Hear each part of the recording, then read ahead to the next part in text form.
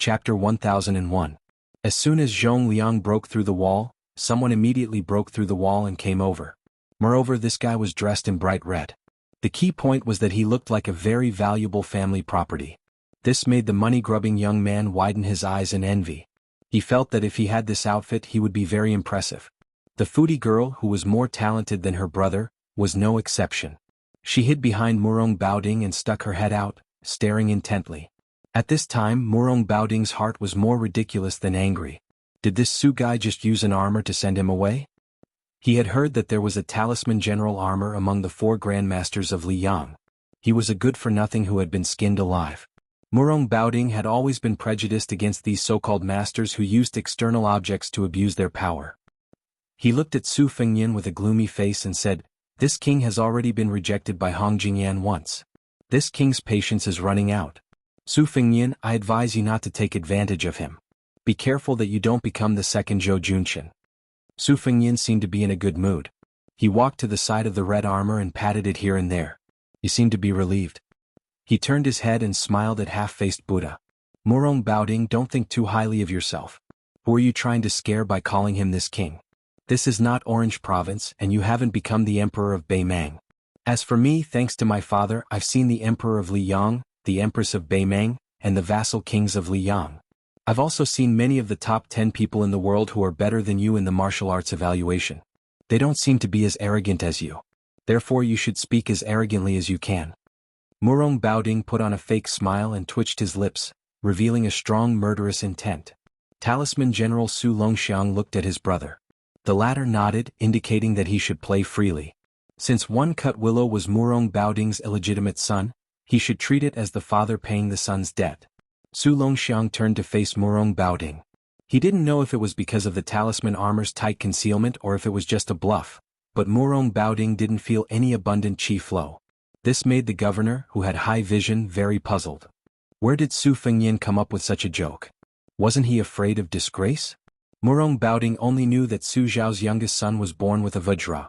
He was barefoot and dressed in black. He led the cavalry of Dragon and Elephant and bullied the 3 military towns of Gentleman's Hall. They were like 3 virgins who had no power to fight back. His son's exquisite murderous sword chi couldn't kill him. Naturally, the governor of Orange Province didn't expect that Su Fengyan would make an unnecessary move and let his younger brother wear the talisman general red armor. Su Longxiang's 5 fingers stretched and clenched into a fist. His body moved and he instantly punched Murong Baoding's chest. The chi flow was vast and mighty and the square shook. Although Murong Baoding's body only swayed slightly and seemed to be motionless, the invisible mirror between Su Longxiang and the governor rippled violently. The 2 palace walls on the edge of the mirror were torn apart, and the peach trees near the foot of the wall were crushed into powder in an instant. Murong Baoding stretched out his hand and rubbed Murong Caiyang's head behind him. The girl knew the severity of the situation and immediately retreated to the throne room with Yelu Kaiyin. After Su Longxiang punched, his body swept back and returned to his original position. He crossed his arms over his chest. This posture clearly showed that he wanted Murong Baoding to punch him back. He didn't dodge. Murong Baoding said, "Oh, so it's Huang Man, from the Su family who was born with divine strength. No wonder, no wonder." Su Fengyan gently slapped Huang Manner's head and laughed angrily. "He's the 8th most powerful person in the world, Murong half-faced Buddha. Why are you being so polite with him? 1 punch each. Treat it as playing house and beat him up with all your might. This guy's ranking isn't high among the 10, but his ability to take a beating is outstanding. His killing power isn't good and he's much worse than Dong Tai and Han Xingxian. If it were any other of the 10 most powerful people in the world, I wouldn't be at ease. But since it's Murong Baoding, it doesn't matter. Brother can verify if there are any flaws in the talisman armor that the Mo family's great son carefully crafted." Su Fengyan looked at Huang Manner's eyes and glared, "You're not allowed to take off your armor." Murong Baoding walked down the steps and mocked himself, "You 2 brothers really don't take this king seriously." Su Fengyan covered his hands with his sleeves and hid far away at the foot of the wall. He squatted beside the old consecrator's corpse. Murong Baoding didn't finish walking down the steps. He tapped the ground with the tip of his foot and casually pushed Su Longxiang's head, which was covered with the talisman armor. Su Longxiang was sent flying. Not only did he smash through the palace gate, there was also a deafening shattering sound coming from the other side of the city gate. Murong Baoding's body was suspended in the air for a moment before he floated down like a feather landing on the ground. This light feather actually crushed the solid bricks. Murong Baoding had just landed when a scarlet rainbow returned. This time, it was Murong Baoding's turn to fly back dozens of feet. In the blink of an eye, Murong Baoding took a step forward and punched out with his left fist. Su Longxiang's right fist collided with his. The astral chi rushed over, and Su Fengyan had no choice but to extend his arm in front of the old spy, Bailiang, to protect him. Then the two great Vajra realm martial artists fought with their left and right fists respectively. They were like two barbaric bulls wrestling. They didn't have the demeanor of an expert, but their aura was extraordinarily powerful. Murong Baoding roared angrily. His entire face was glowing with golden light. He pushed Su Longxiang a few feet away and kicked him. His expression couldn't be seen clearly. Su Longxiang bent down and wrapped his hands around the leg of the half-faced Buddha. He twisted his waist and forcefully pulled Murong Baoding out of the ground like a radish. He spun one round and threw it out, smashing half of the palace wall. Su Longxiang leaped up and stomped on Murong Baoding's head. The latter slapped with one hand and his body was like a tornado. He whipped his leg and smashed Su Longxiang into the palace wall on Su Fengyan's side. Just like that, the two palace walls were destroyed in half. Su Longxiang stood up from the dust and slapped his palm on the chest of the talisman armor. His chi flowed in layers and dispelled the accumulated dust on the talisman armor. The red armor was still bright and didn't have any flaws. Su Fengyan grinned happily. For the past half a year, the group of old men in the machinery bureau was only one step away from being forced to hang themselves by him. Even the two great masters of Mo, who used to be easy to talk to, didn't give him any face. Later on, whenever they heard that he had come to the machinery bureau, they would simply use the lame excuse of seclusion to hide. Otherwise, they would say that they were old and their backs were sore and their legs were cramping. Su Fengyan just had to shamelessly argue with these old men to see who was more shameless. Fortunately, this talisman armor, which involved materials, Taoist talismans, Buddhist incantations and other vast problems, was finally completed on time. In fact, later on the old men were addicted to studying it. When Su Fengyan said that he wanted to take it out for a walk, the two great masters of Mo looked at him with resentment as if he had stolen their wives. They even threatened to fight the king of Bailiang to the death if it was damaged in the slightest. Fortunately, Su Fengyan threw out a huge bait. He said that no matter how much manpower, material and financial resources Bailiang had to build the talisman armor to the level where it could withstand heavenly thunder. He even provoked them by asking if they dared to go against heaven's will. This made the eyes of a large group of old men immediately light up. They turned around and ran to draw the blueprint. They really ran, the kind where they ran away like a wisp of smoke. Su Fengyan looked up and saw that the throne room was still fine. The palace walls had already disappeared, but Huang Manor had somehow wrapped his hands around Murong Baoding's head and tucked it under his armpit. The two of them bumped into each other like this. After they bumped into the palace walls, they went to find trouble with the palace walls. Su Fengyan returned the favor. After he broke free, he grabbed Huang Manor's ankle and used the talisman armor as a knife to cut rice paper, cutting a gully in the middle of the palace walls. Huang Manor did not fall behind. He stepped on Murong Baoding's chest in the air and kicked the half-faced Buddha, who was known as the immovable wisdom king, to stagger. Then the two of them began to fight back and forth, punching each other's heads. After each punch, the talisman armor and the half-faced Buddha were unharmed, but the ground under their feet cracked inch by inch. Huang Manor was still fine. He had the talisman armor on him, so he did not appear to be in a difficult situation. However, Murong Baoding's clothes were already in rags and he looked like an old beggar. He did not have the slightest bit of the bearing of a Baimang military commander. Chapter 1002. Murong Baoding casually picked up an iron spear from the square and smashed it into the talisman armor's waist. The talisman armor was fine, but the iron spear shattered from head to tail. There were still many iron spears on the ground, but they were all picked up by Murong Baoding. During this time, 2 iron spears were aimed at Huang Manor's eyes, but they didn't succeed. The iron spears that were supposed to shatter were also shattered. Without the palace walls blocking his view, Su Fengyan's line of sight was still quite wide. When he saw this scene he couldn't help but tremble with fear. He had intentionally looked down on Murong Baoding, who was the 8th most powerful person in the world. However, the half-faced Buddha's methods weren't as powerful as the other 9 people's. However, that was only when compared to Wang Xinji, Tuoba Bodhisattva, and Deng Tai. It didn't mean that Murong Baoding was a coward who only knew how to take a beating. The half-faced Buddha's punches and kicks weren't as powerful as Huang Manor's. If it were an ordinary martial artist in the Vajra realm, they would have been beaten to a pulp. Su Fengyin could see that the ingenuity of the half-faced Buddha's attack was that after a punch, there would still be a lingering effect on the opponent's body. The essence of willow sword chi was able to grow a willow. It was most likely born from this. Therefore, after more than 100 punches from Murong Baoding, how heavy would the chi accumulated on Huang Manor's talisman armor be? Therefore, when Huang Manor was pushed to the wall by Murong Baoding, before the talisman armor could touch the wall, a huge hole was blasted in the wall by the red armor's crazy chi. Murong Baoding looked at the red armor who stood up from the collapsed ruins and let out a long sigh. Their clan had the custom of worshipping Buddha. When Murong Baoding was young, he liked to follow his elders to the temples to worship Buddha. Moreover, he would often raise his head to look at those gilded Buddhas, and he would often look at them for several hours. As he grew older, especially after the Murong Empress usurped the throne, the Murong clan became extremely honored. Murong Baoding did not neglect to focus on practicing martial arts and learning the art of war. Whenever he had free time, he would travel and visit famous temples to look at Buddha. This had practically become a strange hobby that everyone in the northern Mang and northern dynasties knew about.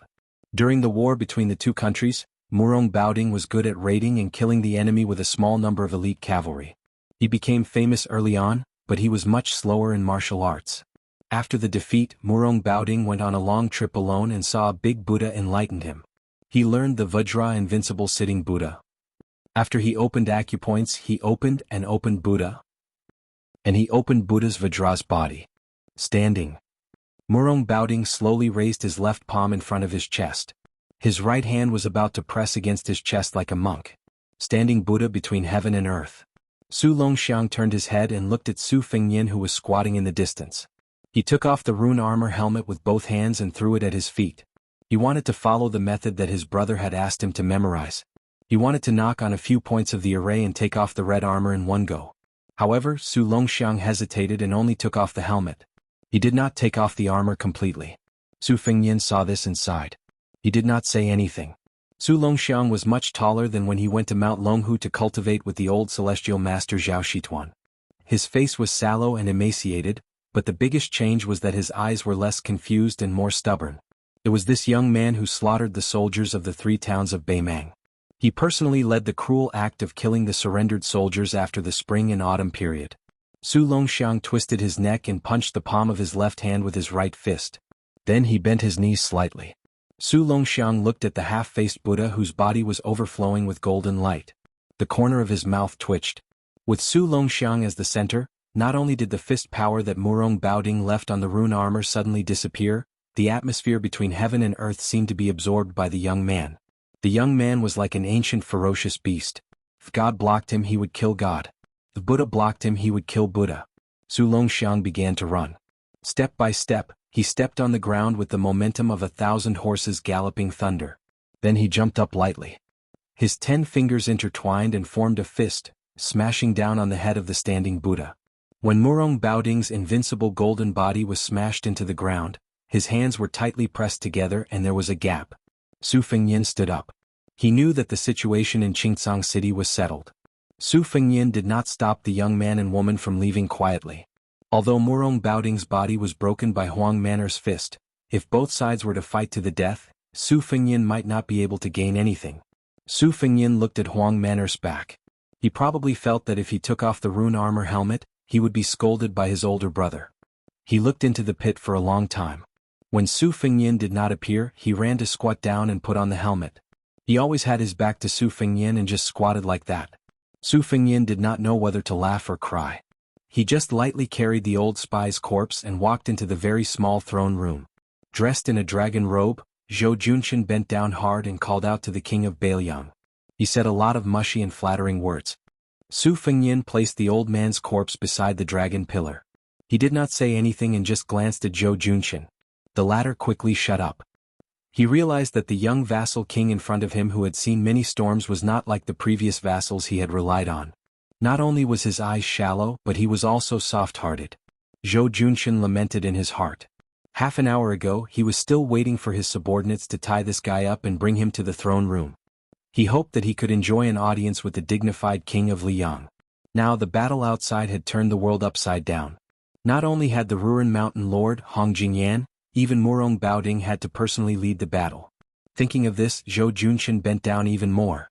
Su Fengnian went straight to the point and said, "Originally, I wanted to rely on my status as the Northern Liang Prince to talk business with you while drinking. However, as the Azure City Lord, you really put on airs. Alright, we can settle the old and new debts together. Ruan Shandong is from Northern Liang, and so is your third consecrator.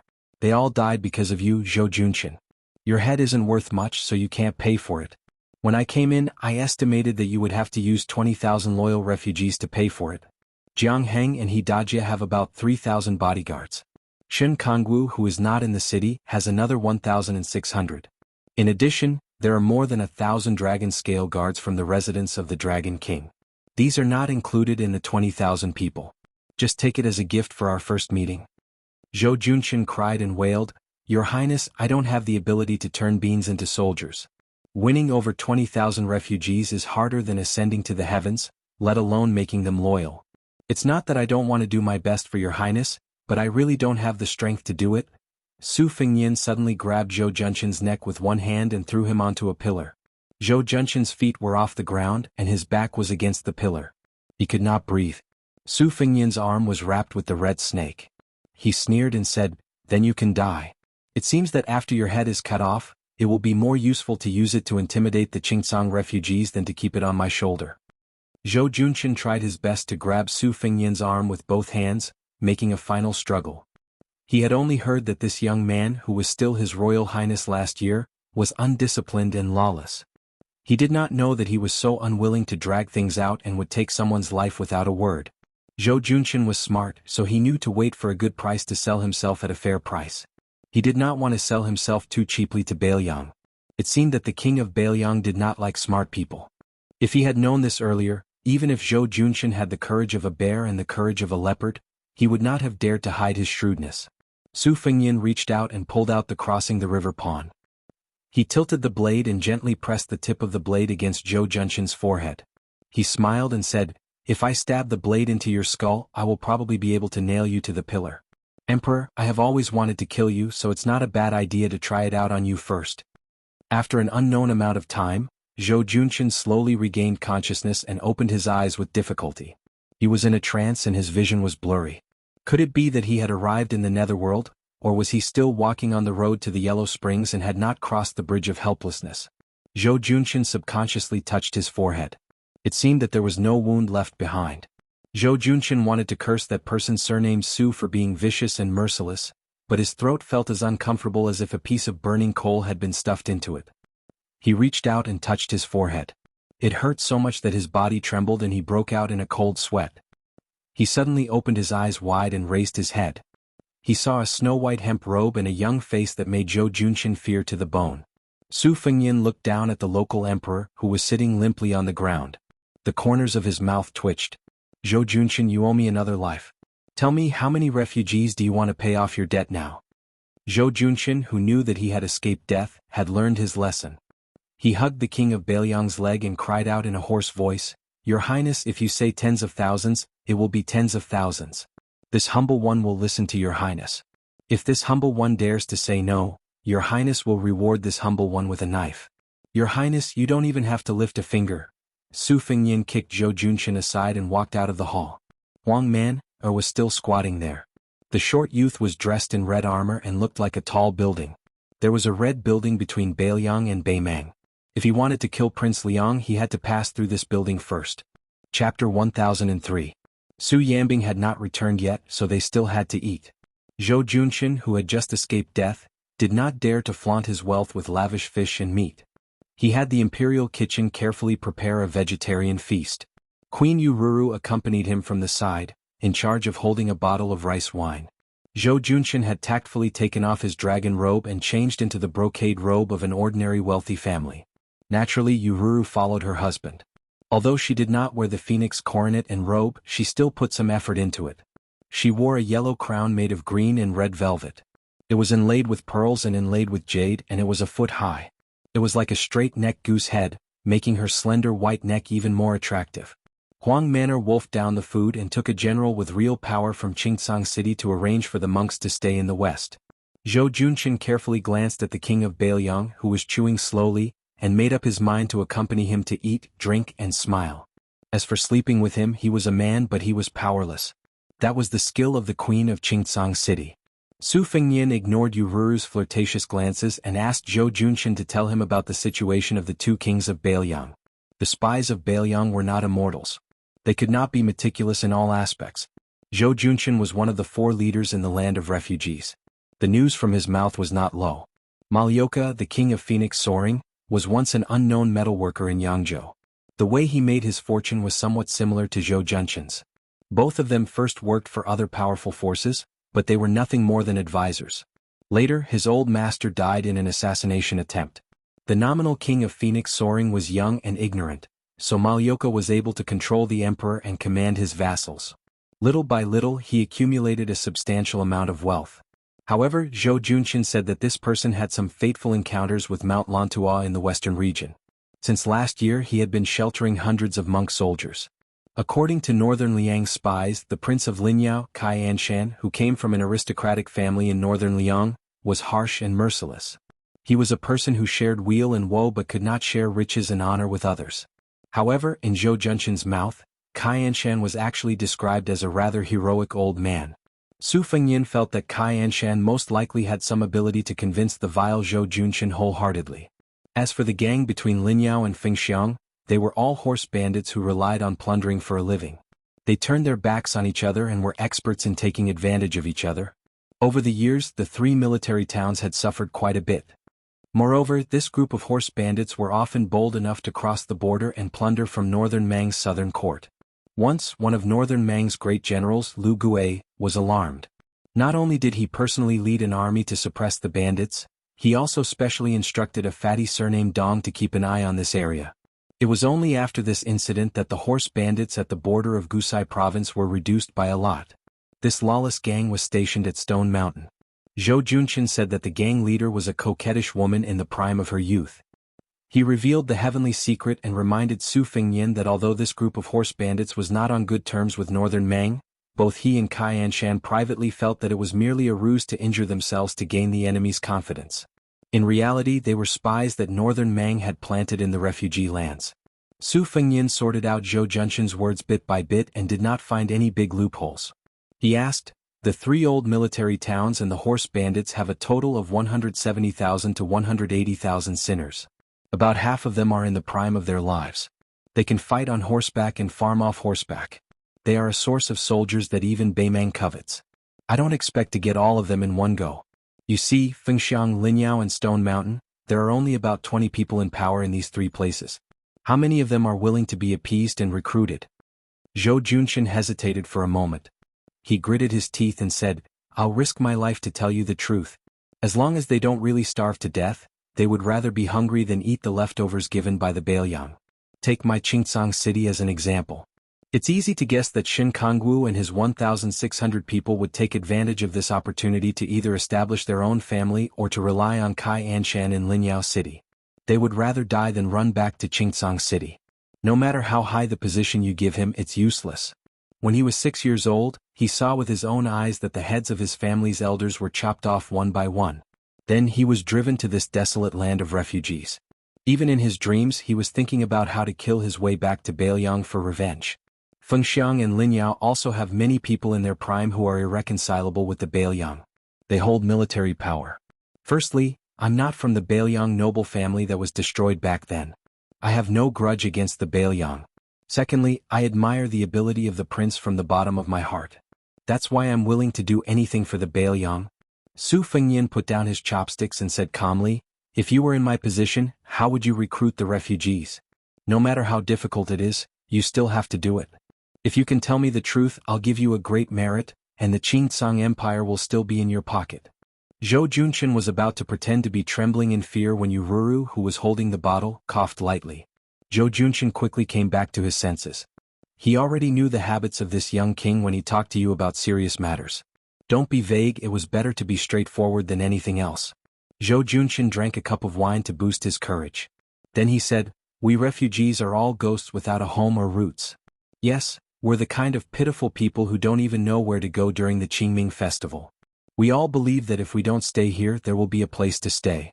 We don't do long-term business here, and no one has the patience to cast a long line to catch a big fish. We only care about what you can take out from your pocket. If you give us money and food, then we'll be your people from head to toe. If you reward us with good wine and good meat every day, then I'll be willing to risk my life for you. Of course, Bailiang, this outsider, is an exception. We've suffered too much for so many years. The crossbowmen of the prince's family come here to kill people every 2 or 3 days. We're scared to the bone. I heard that His Highness had brought more than 1,000 monks into the land of the refugees. This is something that this lowly one could never come up with even if I racked my brains. It's amazing. There aren't many ancient books in the entire land of the refugees. Therefore, Confucianism is a joke here. As for Taoism, when a person attains the Tao, even his chickens and dogs ascend to the heavens, no one is interested in it. If one can't even fill their stomachs, how can they cultivate? Only the bald donkey's theory is something that many people are willing to believe. In any case, they were born with a lowly life of suffering. At most, they would just give up. What's the big deal? Can't they just wait for the next life? I've seen through people. As long as they have the slightest desire to stay, they will start to fear death. Take me, Zhou Junshin, for example. When this lowly one heard that His Highness wanted to keep me alive in Qingcang, I couldn't help but become excited. Once the monks arrived, they would pray for blessings for the refugees day after day. Although the refugees might not be grateful, at least they would have something to think about and wouldn't give up so easily. They wouldn't think that killing 1 Bailiang soldier in this lifetime would be considered as breaking even, and killing 2 would be considered a profit. However, Zhou Junshin secretly believes that just having the monks to give us something to think about isn't very useful. We need something more practical, especially something that can fill our stomachs. In the past, even the residents of the Dragon King in Qingcang City was struggling to make ends meet. We really don't have the capital to attract people's hearts. However, with His Highness's Bailiang backing us, we don't need a lot. As long as we can place 10 or so large pots at each of the 3 city gates every day, I don't believe that no one will take the bait. If no one comes for a day, then there should be at least one in 10 days or half a month, right? As long as someone takes the lead, then we won't be able to stop the refugees from flocking to us. Perhaps everyone has a little bit of backbone, but there's also a distinction between what's important and what's important. Some people are more important, and there's no lack of people who are more important than their lives.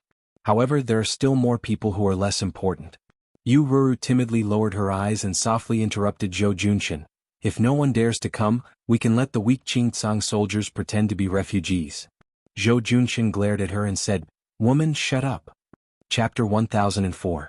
Su Fengyan waved his hand. He did not comment on Yu Ruru's strategy and signaled Zhou Junshin to continue. The latter, who was full of evil tricks, drank wine to moisten his throat. His face was flushed red. It was obvious that he was in a good mood. If we only use the Bailiang cavalry to crush the 3 towns, the refugees will definitely not be able to defeat them. They can hide in the western regions or even Beimang. If they scatter like birds and beasts, then they will ruin His Highness's grand plan. If they were forced into a corner by the northern Liang Iron Cavalry, there would definitely be people who would defect to the northern Mang Southern Dynasty in a fit of anger. I heard that in the western capital of the Southern Dynasty, there were indeed some important people who wanted to recruit the refugees for their own use. However, many of the policies to pacify the people were all bark and no bite. Presumably, they were obstructed by the western capital. Moreover, even though the refugees were poor, they were not stupid. They were afraid that the northern Mang had ill intentions. Once they boarded the Southern Dynasty's pirate ship, they would be ordered to fight to the death with the Northern Liang Iron Cavalry. Compared to Zhou Junshin, the refugees in the Southern Dynasty had a belly full of evil tricks. Internal strife, the ability to harm one's own people. These people who joined the Northern Mang slaves of 2 surnames are all carrying the experience slowly accumulated by generations of old ancestors for hundreds and thousands of years. Aren't the history books tirelessly teaching the scholars of the younger generation how to kill without shedding blood? Su Fengyan had a new level of respect for him. He smiled pleasantly and said, "Don't be sentimental. Let's talk about serious matters." Zhou Junshin quickly nodded like a chicken pecking rice. He said, "Zhou Junshin has a plan. There are 4 words, divide and conquer. There are 2 types of division. The first type is territorial. Excluding this dog Far Qingcang king, then your highness can promise that the other 3 armies will continue to be local emperors. However, they will have to submit to the Bailiang nominally. Your highness can add a new province to the refugees' land. This will give you the titles of provincial governor and general. Xianxia will definitely scoff at this, but it doesn't matter. Malioka, who only cares about his own happiness and doesn't care about the lives of others, may be tempted. Moreover, Xianxia is not tactful and doesn't appreciate the kindness. It is possible that his subordinates will be tempted. In this way, the two towns' refugees will more or less have their own ulterior motives. In any case, if they defected to the Bailiang, when the time comes and they really have to fight to the death on the battlefield, it will be the soldiers under their command, not the officials. However, this matter still needs to be told by Your Highness personally. The second type of division and conquer is targeted at the refugees themselves. Some of them are abandoned soldiers who committed serious crimes in the Bailiang army. These people will be pardoned. There are also some people who are from the tyrannical families in Bailiang in the recent 10 years who were driven here. Your Highness can restore their family property in Bailiang. If they have official titles, you can just return them. If you think too highly of them, you can reduce their family property by half and reduce their official titles. As for the earliest batch of refugees and locals, the people who surrounded them did not change their nature and were the largest in number. However, it was not necessarily true that they were impenetrable. Their ancestral businesses and ancestral graves were all within the borders of northern Liang, so they were allowed to return to their hometowns to worship their ancestors. After witnessing the prosperity of their hometowns in northern Liang, some of them would eventually be willing to return to their hometowns and return to their hometowns. There were also some desperados who had nowhere to escape and could only seek refuge in the land of refugees. Some of them were Jianghu people of the Central Plains, and some were descendants of officials who hated the Liang imperial court to the core. These people were even easier to deal with. As long as the prince issued an order to open the gates of northern Liang for them, they would be the most willing to leave the land of refugees. There is one more thing that I have to be bold to say. Your Highness has great ambitions and no one can match you. Therefore, Bailiang will definitely be able to take in the hundreds of thousands of refugees. However, your table manners will have to be better. How can you do that? Once the sinners from the three towns are recruited, for example, they will not be in a rush to join the border army and instead be sent to the relatively stable Lingzhou. However, their salary can be very low, much lower than the border army and even the Lingzhou army. Once they have integrated into Bailiang, they are originally people who can't stand loneliness and most of them don't have anything to worry about. At that time, they will probably start thinking about going to the border to obtain military merits. I've gone too far. Prince, please don't blame me. This lowly one will speak a bit more closely. If you want to succeed by dividing and ruling, it is nothing more than the method of combining kindness and might that all those in power since the ancient times are fond of using. This lowly one has already said that giving an official's hat, giving a starving person a mouthful of food, and removing a criminal's name is all Prince's great kindness and benevolence. In order to establish prestige, the prince doesn't necessarily need to personally take action like today. The young prince only needs to bring several thousand dragon elephant cavalry with him. The young prince has already made an illustrious name for himself, an unrivaled general who can kill northern Mang's elite soldiers like cutting rice. With the prince's grace at the front and the young prince's cavalry trailing behind, even if their bones are tough, they aren't as tough as the refugees, so they can only go with the flow and surrender. In any case, losing to this kind of hero isn't shameful at all, right? As for the remaining stubborn people, if they want to die, then they can go and die. From the 300,000 Baimang cavalry that the old prince handed over to you, who would be so careless to kill? Yururu quietly curved her eyebrows. She was carefully observing the young vassal king's expression at all times. It seemed that her husband's nonsense was not able to keep his position as the ruler of Qingtsang, but at the very least he didn't fall into a worse situation. Su Fengyin smiled. You and a certain person's strategy of governing the refugees coincides a bit. You have about 50 to 60% of his skill. However, I have never been to the land of the refugees. I am different from you. Zhou Junshin subconsciously bent his waist even though he was sitting. He said with a flattering expression, "This little one is just making things up. I don't dare to compare myself to the expert beside your highness. If there is a 10 to 20% similarity, then it is like stepping on dog shit." Su Fengyin stood up. Zhou Junshin quickly followed. Su Fengyin said, "Zhou Junshin, I will give you two choices. Either you stay in Qingtsang City and assist that person, or you go to Lingzhou and become the governor of Fik County. However, I feel that it is safer for you to choose the latter. With your backbone, when you encounter a life-and-death situation in the future, you will definitely become a Bailiang traitor.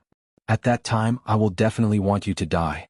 A person like you can barely be considered a capable official if you become a peace official. Bailiang lacks officials, but we don't need honest and upright officials who do nothing. When the time comes, you can be greedy. I don't mind, but you must remember not to delay your work for the people of Bailiang. Greedy officials, greedy for more and greedy for less. They only have one mouth and two hands, how much can they eat and take? Moreover, the truly valuable things can't be brought to the coffin. The rich family property is there for display. If you really want to use this as an example, the military power of Bailiang's border can be raised to another level. However, the Su family is not at the end of the line yet. Zhou Junqian and Yu Ruru, who had knelt down to express their gratitude, looked at each other. They could see the fear in each other's eyes. Su Fengyin said indifferently, "Both of you get up. You can probably stay in Qingcang for another month or so." Zhou Junqian and Yu Ruru got up and stood side by side. Su Fengyin suddenly smiled at Yu Ruru and said, "I have given Zhou Junqian the position of governor. I don't have anything to give you. Your situation has been written in Bailiang's spy reports. At the very least, as long as you are unwilling, no one will be able to make you take off your clothes in the future. If there is, and Zhou Junqian shamelessly agrees, come to Mount Qingliang. I will help you stop them." After Su Fengyin left, a loud slap sounded from behind him. Then there was a burst of crying. Some were from Yu Ruru and some were from Zhou Junqian. Su Fengyin walked out of the north gate of the residence of Dragon King, which was equivalent to leaving the city. In the north of the city, there was a small lake whose water reached his knees. He squatted by the lake, grabbed a handful of sand and gently threw it into the lake. He was lost in thought. Actually, according to Qin Shiliang's original plan, the first thing he wanted to do was to use 20,000 cavalrymen to bathe Qingcang City in blood. He wanted to kill everyone around Qingcang City. Only then would he talk about the favor. Malyoka's soldier monks were actually a deal between Su Fengyin and the 6 Pearl Bodhisattva of Mount Lantua. Of course, Malyoka did not know the inside story. If the female Dharmaraja of the esoteric sect wanted to be the master of Mount Lantua, she would have to join forces with the Su family of Bailiang. Su Fengyin would then use this opportunity to control the vast area of the western region. Of course, there was also an urgent need, which was to form a military situation that would suppress hundreds of thousands of refugees from east to west. Then he would send tens of thousands of light cavalrymen to the north and south borders to prevent the refugees from escaping. In fact, the refugees in this huge pocket would either surrender or die. Beimang's southern dynasty deliberately spread rumors that Su Zhao's last words were to bury the refugees with him before his death. Before Li Yishan died, he left behind a simple and comprehensive brocade pouch. Qin Shiliang's vicious strategy happened to coincide with it. However, in Su Fengyin he knew that his master felt guilty towards these refugees who lost their homes because of him. It was just that he never said it out loud. Instead, he wrote it down on the tip of his pen. His master died without a grave and his ashes were scattered at the border. When one was born, one had someone to rely on when one was old, and one had someone to bury when one died. These were the 3 blessings of life that the withered man mentioned. The hundreds of thousands of refugees on this piece of land did not seem to be able to enjoy any of them. Li Yishan, who wrote the 20-year history of the refugees, Records of Knowing Autumn, called himself Water Margin Mountain Ghost in his old age. Water margin in the wilderness. Wild ghosts by the water. Maybe it was because in his master's view, he was not the same as Zhao Chongling who brought thousands of servants to join the Su family. He was not the same as Chen Qiuyang who wanted to conquer the world. He, Li Yishan, had never walked into a temple, had never knelt before anyone. In the end, he was just like these homeless refugees, a wandering soul by tide-listening lake, a wild ghost on clear cold mountain. Su Fengyin leaned back and closed his eyes. He lay on the yellow sand, his hands behind his head. After eating Master Lu Hao's purple lightning, he ate Qilin's spiritual master Yuan Qingshan's steamed bun. He was a bit full. Chapter 1005. The residence of the Dragon King had been turned upside down, but Qingcang City did not have much of a fuss. To the refugees in the city, there were only a few hundred shiny bald heads.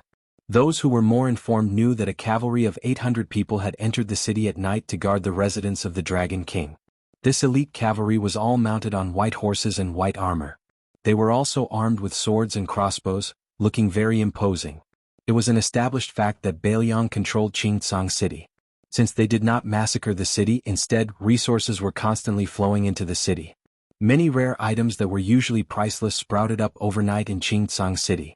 Most of the refugees just went with the flow and muddled through. It was not that there were no refugees who left the city, but the restrictions were relaxed and there were no obstructions.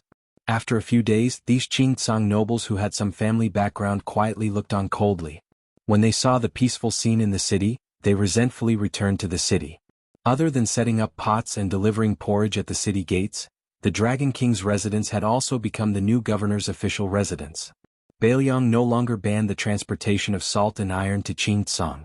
Moreover, the governor had begun to set up a household register. It was said that as long as the people of Qingtsang passed the inspection, they would be allowed to enter Ling province, the richest of the 3 provinces in Bailiang, to do business. Zhou Junqin, who had no chance to wear a dragon robe in his entire life, was very happy. The king of Bailiang was very efficient in doing things. The official documents signed by the governor of Bailiang, Chu Lushan and Li Gongda, had already been sent to the entire Ling province. If he didn't have to help Governor Qin clean up the mess in Qingtsang City, he could have dragged his family and rushed to Huangnam County, which was the granary of Ling province. This governor was a very lucrative position. The previous governor, Song Yen, was now the king of Ling province. It was clearly a good place to get promoted and get rich. Zhou Junqin, who was a fence-sitter, was a very good person. As long as he didn't have to work hard and was given a lot of benefits, he would do his best. He didn't hesitate at all. In the past half a year in the city, he had been serving Governor Qin, who was unfamiliar with this place. It was called working hard without complaint. Originally, he was a local emperor who didn't go to court every day, but these days he didn't have much sleep. In the blink of an eye, he had become a personal soldier of Qingtsang. He was resentful and frightened. Zhou Junqin, who was sandwiched between the new lord and his old subordinates, was really a matchmaker and a bride. He was so angry that his mouth was full of bubbles. However, Zhou Junqin, who considered himself a governor, was in good spirits. Most people who had something to look forward to were like this. No matter how short-sighted he was, as long as he could see the future, he wouldn't be afraid of being tired. Before the curtain of night fell, a young man who looked like a scholar, escorted by a group of white horse light cavalry, walked alone up the dilapidated northern wall of the city. He saw a guy with his hair tied into a Wudong Huangting Taoist crown squatting on top of the city wall, with a pair of sabers hanging from his waist, looking far to the north. The scholar followed the saberman's line of sight and looked to the north. In Beimang's Gusai province, last year's one-sided battle seemed to be an unexpected and complete victory for the Bailiang cavalry, but the scholar knew very well that it only hurt Beimang, and it was far from hurting their tendons and bones. Generally speaking, the pros and cons were half. The pros were that Gusai province was crushed until it was riddled with holes, and most of the beacons and relay routes were gone. For the time being, it would be difficult for a large number of cavalry troops to move south. The cons were that Beimang had been awakened, and the generals of the southern court who had distinguished military achievements would begin to re-evaluate the military strength of both sides of Liangmang. When the curtains of the next full-scale battle began, it would be difficult for Bailiang to move north so easily like a hot knife through butter. The young man, the new governor of Qingtsang City, stepped forward and said softly, "Greetings, King of Bailiang." Su Fengyin turned his head and smiled. "Shiliang, you've come. You've been so busy these past few months that I didn't even have the nerve to ask you out for a drink." Qin Shiliang smiled and didn't respond. This was probably the difference between him and Su Beiji. Whether it was getting along with His Royal Highness or the new King of Liang, Su Beiji had always ridiculed and rolled his eyes when he should. He had never had the understanding of living under someone else's roof. However, Qin Shiliang was different. He had always kept his place. At that time, His Royal Highness's trusted aides parted ways. Su Beiji was sent to Longqing County, while Qin Shiliang lived in seclusion in the king's mansion on Mount Qingliang. He lived in a side room on the top floor of Tide Listening Pavilion and read all kinds of books.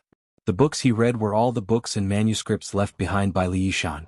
Today, Bailiang's military strategy, especially the redivision of military officials and the geographical arrangement of 14 future Bailiang's most powerful military officers, came from Qin Shiliang. However, after Qin Shiliang got married, he was given full authority to deal with both the grain supply and the salt and iron official camp. Both were not satisfactory. The former was the provincial governor of Liang Imperial Court, Tantanan. Huan Wen personally stepped forward to make things difficult for Bailiang. Qin Shiliang did not lose unjustly. However, later in Yuzhou, even though he could order Huang Fucheng, who held the military power in Yuzhou, he was still pushed aside by the salt-eating tyrannical forces. Until now, the ownership of several major salt ponds was still undecided. This made many high-ranking officials of Bailiang scoff. In private, they laughed at this scholar who was about the same age as Su Beiji of the Beimang aristocratic family and left the mountain at the same time. They said, "Sure enough, a poor family does not have a noble son." Then, Qin Shiliang, who had yet to achieve victory, was urgently summoned back by the new Prince of Liang and thrown into a refugee land in the middle of nowhere to fend for himself. The governor of Xianxia City? Compared to any governor of Lingzhou? If this was not clearly demotion, then what was? Looking back at Su Beiji, he was already a provincial governor of Beiliang, second only to the administrator. Comparisons were odious. Chapter 1006. It was said that wutong trees could attract phoenixes to rest, but in reality they liked sunlight and could not tolerate cold. Their sprouts were especially weak. It was hard to imagine that a wutong tree could survive in a place like Beiliang. However, since it was born in His Royal Highness's private residence on Mount Qingliang, it was equivalent to being born into a good family. Not only did it survive, but it was also abnormally luxuriant. It was just that the wudong trees in the Wutangen were growing pleasantly, but the courtyard was somewhat gloomy and miserable. Probably because the Qingming festival was approaching, the people underground missed the people above too much. Therefore there was a silent death in the Wutangen. It was Cucumber from the Vermilion Bamboo Forest. This second-class servant girl's name had long been forgotten. When His Royal Highness returned from his first trip to Jianghu, the eldest son of the old Prince Liang, who loved eating cucumbers, gave her the vulgar nickname of Cucumber. At that time she had protested, but later she got used to it and accepted it with hidden bitterness. Cucumber's death was sudden and inexplicable. She died when the new Prince Liang was coincidentally not on Mount Qingliang. Many people were caught off guard. The servants of the prince's residence outside of Wutangen did not dare to say anything. Even the people in the courtyard kept quiet out of fear. Su Weisheng, who was in charge of all military affairs in the Wutangen, did not say anything. The funeral was simple and rushed. Su Fengnian returned to the prince's residence from the refugee area with a light carriage. He still did not go to the Wutangen that he rarely visited. Su Weisheng, who was sitting in a wheelchair, found him at the pavilion on Tidehark Lake and handed him a suicide note written by Cucumber before she killed herself. Su Fengnian took it and threw it into the lake without even looking at it. A thin piece of sandalwood flowery paper landed lightly on the surface of the lake. After soaking wet, it slowly sank into the lake. It did not even cause the slightest ripple. The suicide note and the woman were the same. They floated lightly as if they were insignificant. Su Weisheng calmly told Su Fengnian that after Cucumber finished writing the letter, she used a pair of chopsticks to stab through her neck in her room. She fell over the table and died in a very strange manner. It was only at dawn the next day that she was discovered by Baijio, who was also a second-rank maidservant and had called her to the main room. Su Weisheng also said that in the letter, Cucumber admitted that she had been a spy planted by the imperial court in Beiliang since she was a child. She had betrayed the imperial court twice in her life. The first time was when she ventured into the refugee area on her own after returning to His Highness. The second time was when she revealed Beimang's whereabouts. At the end of the letter, she said that she hoped that His Highness would come back alive to see her will. She also said that she still wanted to serve His Highness in her next life and that she would never be like a ghost again. Su Fengnian's expression was calm. It was hard to tell whether he was happy or sad. Su Weisheng also said calmly, when the Eagle and Falcon family in Beiliang split up, the spies in Wutangen and Chulushan were separated into internal and external spies. At that time, I knew that you had already discovered that there was a spy in Wutangen. I hoped that they would restrain themselves a little and stop while they were ahead. Take it as giving them a chance to live. However, you should know that since you have embarked on this path, there is no way to turn back. There is no need to talk about cherishing one's life. A woman's life is short. Moreover, she is a female spy. After all, she can still decide when and how she will die. She didn't suffer before she died. None of the female spies who were dug out from behind the flames of war in the spring and autumn war were as fortunate as her. Su Fengnian sighed and fiercely rubbed his cheeks. His words seeped through the gaps between his fingers. They were slightly unclear. There is another spy who is involved with Beimang. She is hidden even deeper. Who is she? Without her leak, not to mention alerting the Orange Province's disciplinary magistrate, Murong Baoding, even Hong Jingyan wouldn't have rushed to Qingcang City to kill me. These two people have chosen the right time. It is obvious that they have been carefully deduced by Beimang's think tank. It seems that she is much more thick-skinned than that girl, Cucumber. Su Weisheng asked in return, do you really not know, or are you pretending to be stupid? How many people in Wutangen can be so patient and scheming? Su Fengnian put down his hands and folded them in his sleeves. He turned his head to look at the surface of the lake and said softly, I will go see her right now. Sister, help me prepare 2 cups of wine.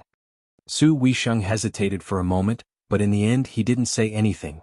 The second-rate maids in Wutangan all had their own private rooms, each with their own charm. Green Ant's room was the most miscellaneous. There were many strange objects in the room, but there weren't many books. She was good at playing chess, but she didn't have a chess board or a chess piece. When she played chess, she would play chess directly with His Royal Highness in the main courtyard. She was always able to beat Su Fengyin to the point of throwing away his helmet and armor. She never showed mercy. Even when she faced the miraculous second princess who created the 19 paths, when their minds were connected, they could occasionally match evenly. This was enough to show that Green Ant was extremely intelligent. Perhaps it was because extreme intelligence led to injury, but Green Ant was also the weakest of the maids in Wutangan. Fortunately, Su Fengyin was a prodigal son who spent lavishly on the people around him. Even when the old Jinren of Wudong Mountain, Song Jiming, sent precious medicinal pills to the prince's mansion, he would regularly give them to Green Ant to nourish her body. Today, Green Ant wasn't the only one on duty in Wutangan. The door to the room wasn't closed. She sat alone by the window, looking at the green Wutangan trees outside with a smile on her face. When she heard a knock on the door, she turned around and saw His Royal Highness holding a cup of wine in each hand. She stood up with a smile. Most of the women in Wutangan still liked to see this gentle and handsome young man as His Royal Highness. Su Fengyin walked to the window, put down 2 cups of wine, and followed her line of sight to look outside the green screen window. Green Ant didn't care about seniority. In any case, Wutangan didn't pay much attention to these rules. She gently sat back in her chair, put her elbow on the armrest, leaned her body and raised her head to look at him. It had been like this for so many years. This man had always been staring at Bailiang, the Jianghu, and the country. She could only look at his side or back. At most, she could only see his front when they were playing chess and drinking. Green Ant smiled gently and asked, "Cucumber is a fool. Your Highness, don't you think so?" Chapter 1007. Su Fengyin didn't shift his gaze. He nodded and said, "In this courtyard she's always been the stupidest. Her handwriting is the ugliest, her chess playing is the worst, and her zither playing is also lacking in spirit. Every time you guys instigated her to go and provoke bad luck, to assassinate Yu Wei, to assassinate Pei Nanwei, to assassinate Lu Qingyan. She attacked from all sides and made enemies on all sides. Even after taking the blame, she still thinks that she's a righteous and indomitable heroine. Every time I wanted to scold her, I didn't know how to open my mouth. If I scolded her in a roundabout way, she would definitely take it as a compliment. If I scolded her directly, she would cry to death. The stupidest one of us became a spy. In the end, she was really stupid to death. So I don't blame her because she's just a silly girl. Besides, she still has her parents in Lianjiang Prefecture, so she had no choice. But what about you? You've always been the smartest one in this courtyard. My sister said that you have no relatives or friends in Beimang, so why were you willing to risk your life for the barbarians? For fun. If you had switched sides earlier and been content to be a Bailiang woman, Green Ant, who would have been able to come to Wutangan to kill you? Zhongliang? Murong Baoding? Or Hong Jingyan? The latter two, the top 10 martial art masters in the world, were both called to Qingsang City by you. Didn't they still fail to kill me? I really don't understand. Green Ant said calmly, "Your Highness, why don't we drink wine and chat? Which cup is your Highness and which cup is mine? Just take it as a farewell for me. I'm braver than Cucumber and I'm more shrewd. I also hope that your Highness will be able to return home alive, but I want to be able to talk to your Highness again." Cucumber doesn't dare. Not only is he stupid, he's also a coward. Su Fengyin laughed coldly and said softly, "He's already a ghost. It's good that we're here before Qingming Festival." Green Ant shook Su Fengyin's sleeve, her eyes blurred as she looked into his eyes. This beautiful and intelligent woman muttered to herself, "We are both women, why should I be a maid? Why should I call myself a servant when I see your Highness? Why should I only be able to look at you from afar for the rest of my life? I'm not stupid, I dare to kill people, I can even kill people on paper. I also have a name, I also want to get married, I want to be a good wife and teach my children. I have too many ideas, but your Highness, do you know what my biggest idea is? I remember when His Highness came back from the capital, he drank with me and talked a lot about dreams. He said that the dream of a homeless dog was to have a home.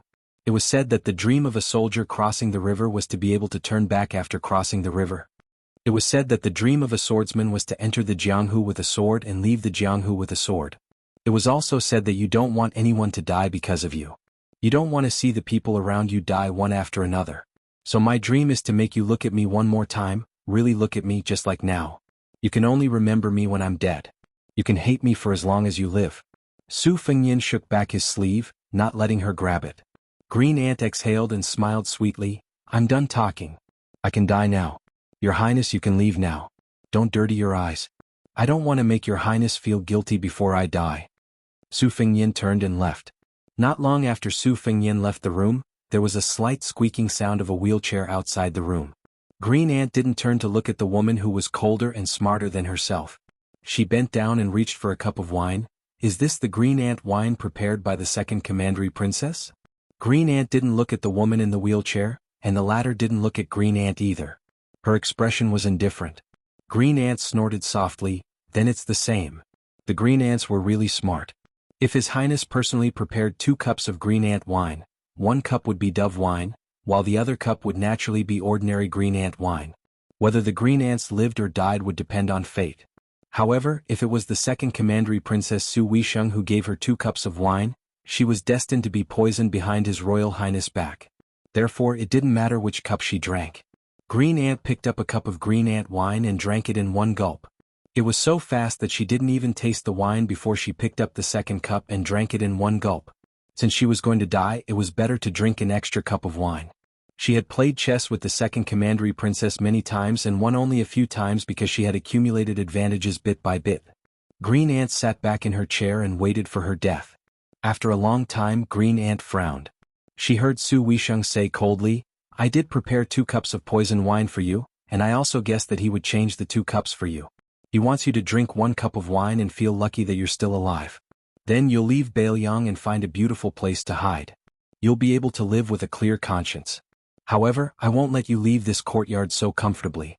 I'm here to force you to drink 2 cups of wine. I'll let you, an ungrateful wretch, know who's the one who owes whom. He doesn't want you to die, but at the same time he wants you to live comfortably. I'm not that kind. You can only die of old age. I'll let a few elite falcons follow you for the rest of your life. A voice interrupted the quarrel between the 2 women. That's enough, sister. Su Fengyin came back and pushed the wheelchair away. Su Fengyin pushed her to the top of Mount Qingliang. They looked down at Liangzhou together. He said softly, my last bit of patience has been worn out. So, sister, don't worry. I won't be so kind in the future. Mother said before that no one is born to suffer. Even if a man can't treat a woman well, he can't hurt her as he wishes. He has to treat her as a real human being. Now that Wutangan is peaceful, I don't have anything to worry about. This time you can take it as I've made a clean break. I'll be willful with you for the last time. Sister, what do you think? Su Weisheng grunted in agreement. Su Fengyin smiled in surprise. Sister, when did you become so reasonable? I'm not used to it. Su Weisheng knocked her head hard against him. She said calmly, I saw that after you became king of Bailiang, you went to the Bureau of Machine Building in the back of the mountain more often than I expected. That's why I made an exception and allowed you to be willful for once. Bailiang's Bureau of Machine Building was built at the base of Mount Qingliang. It was this inconspicuous organization that produced the best sabers, the best spears, the best crossbows, and the best armor for the Northern Liang cavalry. Every saber, every spear, every crossbow, and every set of armor were only slightly better than the others. But with the addition of the 300,000 cavalrymen, how enormous and shocking was the accumulated hidden advantage. Bailiang was most dependent on gold and silver. Other than the military expenses, it was the large-scale military equipment produced by the Bureau of Machine Building. The second king of Bailiang, who guarded the northwest gate of the empire, attached even more importance to this than the old king. It was almost to the point of morbidity. Su Fengyin's eyes were resolute. He made a shooting gesture with his hand and said in a deep voice, I want to talk to Beimeng Liyang about an old principle set by Su Xiao. The greatest principle in the world is within the range of Bailiang's crossbows. Chapter 1008. The common people of Bailiang only knew that there was a group of people behind the mountain, living to the north of Mount Qingliang, but they had no way of knowing what they did or what their identities were. The mountain behind Mount Qingliang was also known as Baqing Mountain, and it had always been a forbidden area. A wheelchair slowly descended the mountain. Su Weisheng was wrapped in a thick black fur coat, her 2 fingers gently wrapped around her collar. At the foot of the mountain, there was a small navy blue building, unremarkable. She naturally knew that the Real Bailiang Bureau of Machine Engineering was built underground, and it was brightly lit all year round. When Liyang swallowed spring and autumn, the craftsmen of the Mahist clan had given their all for the Zhao clan. After greatly benefiting the common people, They originally thought that they could retire and live alone in the mountains and forests to do some research. However, with the nature of the Zhao clan and the old Grand Secretary Liang always belittled the Mahist clan as the 10th nation of spring and autumn, the thousands of Mahist disciples scattered throughout the imperial court were all slaughtered. Especially Gu Jiantang and the other Mahist disciples of the great generals, almost all of them vanished from the face of the earth in a single night. Not even their corpses could be found. Only less than 100 people were left, living an ignoble existence under the protection of the Su clan. Among them, the two elders, master craftsmen Song Zhangshui and Yang Guangdou, were the two elders. Song Zhangshui was skilled in weapon forging, while Yang Guangdou was skilled in offense and defense. During the morning period, Su Fengyin, who was pushing the cart behind him, went to the machine-making bureau. Other than chasing souls and demanding lives, he shamelessly urged Song Zhangshui and his disciple to speed up the crafting of the talisman armor. He also asked Yang Guang for advice on the Western Front. Su Fengyin was no stranger to the machine-making bureau, so he didn't need to rush at the last minute. His Royal Highness, who was still a teenager, would often sneak into the machine-making bureau's underground lair to admire the unique scene there. The misleading geographical map of Qingliang Mountain that was purposely leaked out from the prince's mansion when he was playing fishing tricks with his enemies in Jianghu was created by Su Fengyin and Song Zhangsui's disciple, Chao Wei. Relying on this map, it wasn't difficult to enter Qingliang Mountain and get close to Wutangin, but it was impossible to find the exact location. It could be said that His Royal Highness and Chao Wei were both scourges. When they were young, Su Fengyin was beaten black and blue by Chao Wei relying on his skills. If Su Xiao wanted to go to the machine-making bureau to help his son get back, Song Zhangshui and Yang Guang would raise their heads and pick their noses and ears, pretending that they didn't know anything. In any case, if they wanted to find that child Chao Wei in that maze, unless Su Xiao was determined to use 2,000 or 3,000 soldiers to dig 3 feet into the ground, it would be impossible. But later on, Su Fengyin learned his lesson and bribed many of his peers in the machine-making bureau to suppress Chao Wei, blocking the way and trapping him. In short, Su Fengyin and Chao Wei, who was a few years older than him, didn't have a good relationship. In fact, they were born to be incompatible with each other. However, each of them had their own weaknesses. For example, when Su Fengyin said that he wanted to frame someone, or when he wanted to fiddle with some fantastical objects, no matter how unwilling Chao Wei's mouth was, he would do it more efficiently than anyone else. Su Weisheng arrived at the entrance of the bureau, but she didn't enter. She let Su Fengyin enter alone while she took a detour. The wheels followed the quiet limestone path back to the sunny side of Qingliang Mountain. Su Fengyin walked into the machine forging bureau without any obstructions. The tunnels with lights on the walls extended downwards as if there was no end to them. The machine forging bureau was said to be large enough to fit an inverted Qingliang Mountain. Su Fengyin walked for about an hour, passing through 7 secret rooms and 12 secret tunnels before he finally reached a certain place at the bottom. He saw a 2-story tall refining furnace with more than 10 ladders around it. About 100 feet away from the furnace, there was a desk filled with scribbled blueprints. There was a mess under the desk, and there were a few red-faced old men arguing endlessly, occasionally pointing at the furnace. Su Fengyin didn't disturb these old men's argument. He walked in front of the furnace, his face red from the light of the flames. This furnace was called Cauldron Tool, and it had an extraordinary origin. The Tangxi Sword Furnace, which had already passed away, and the Dongyue Sword Lake Furnace, which was still being forged, paled in comparison to this furnace. It was said that when Great Qin had conquered the world, it had collected all of the ironware in the world to forge the 9 cauldrons, which were used to suppress the 2 cities, 3 rivers and 4 mountains. Su Fengyin smiled, and just as he was daydreaming, someone jumped up and slapped him on the head. Su Fengyin couldn't be bothered to turn around, so he sent that rude fellow flying with a single slap. Curses immediately sounded out from behind him. Ever since Su Fengyin had started practicing the saber, the fellow behind him had become much more obedient. However, a leopard couldn't change its spots. That Chao fellow couldn't help but provoke Su Fengyin a few times, and this was the result. Chao Wei rubbed his cheeks and stood side by side with Su Fengyin. This young man was short, but he didn't lose to others. When interacting with Su Fengyin, he liked to stand on his tiptoes. Even so, he was still half a head shorter than Su Fengyin. Su Fengyin smiled and said, "I heard that the great-grandson was created by you?" Chao Wei proudly said, "Compared to the sharpest ancestor, the sharpness is a bit worse. Compared to the sturdiest grandson, the firmness is a bit worse. Compared to the lightest father, it's only a bit heavier. Now you know how powerful it is, right?" Su Fengyan poured cold water on Chao Wei's sarcastic face. They're all just a little bit worse. Which one of them is the best among all the Bailiang sabers? Su Fengyan and Chao Wei gave the Bailiang saber nicknames. The old ancestor was the first real Su family saber. In the early spring and autumn period, the Su family's troops relied on this first-generation cold saber to conquer the world. It could be said that they were invincible. In the middle and late spring and autumn period, such as the end of the war in western Shu and Xiangfan, they switched to the second-generation saber. It was not as sharp as the first-generation old ancestor, but it was relatively lighter and sturdier. When they took over Bailiang, the third generation of the Bailiang saber, Old Father, made a new choice. Nowadays, the Bailiang saber, Old Father, had been hung by many rich young men in neighboring prefectures of Bailiang. Most of the Bailiang sabers with the most beautiful curves were the son. By the time the grandson generation came, it was already 5 generations. Then in the hands of Chao Wei, it was the youngest great-grandson. These 6 Zhongliang sabers, unless one was a veteran soldier who was used to weapons, otherwise, it would be difficult to distinguish the differences between them.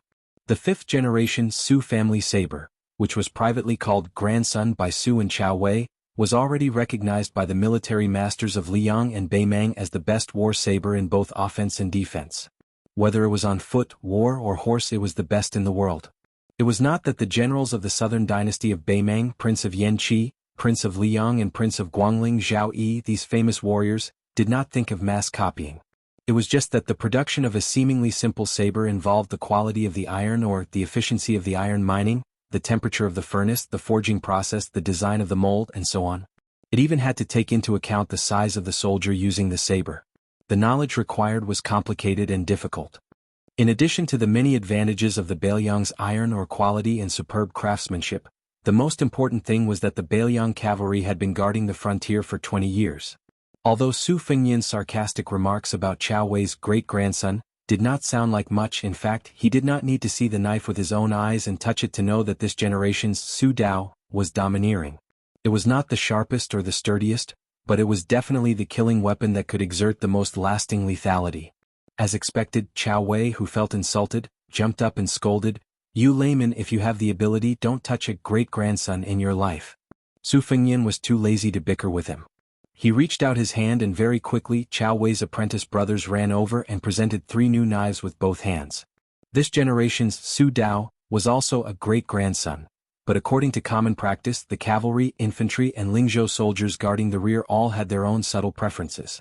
Generally speaking, the Bailiang cavalry, especially the elite heavy cavalry, would be equipped with the most new and outstanding cold knives. As long as a new knife appeared, they would be able to change it almost immediately. On the other hand, the normal guards in Lingzhou, such as those who were not guarding the dangerous Tong Pass, were much slower. Su Fengyan took one of the war cavalry knives. His left hand held the handle of the knife and held it horizontally across his chest. The finger of his right hand brushed across the blade, ignoring the blood that seeped out of his index finger. He narrowed his eyes and knocked on the body of the knife a dozen times. He pricked up his ears to listen to the slight echoes that ordinary people could not recognize. He nodded in satisfaction and a warm smile slowly spread across his elegant face. The young Mahist disciples who were regarded as traitors by Chao Wei were relieved of a heavy burden. They looked at each other and smiled. Chapter 1009.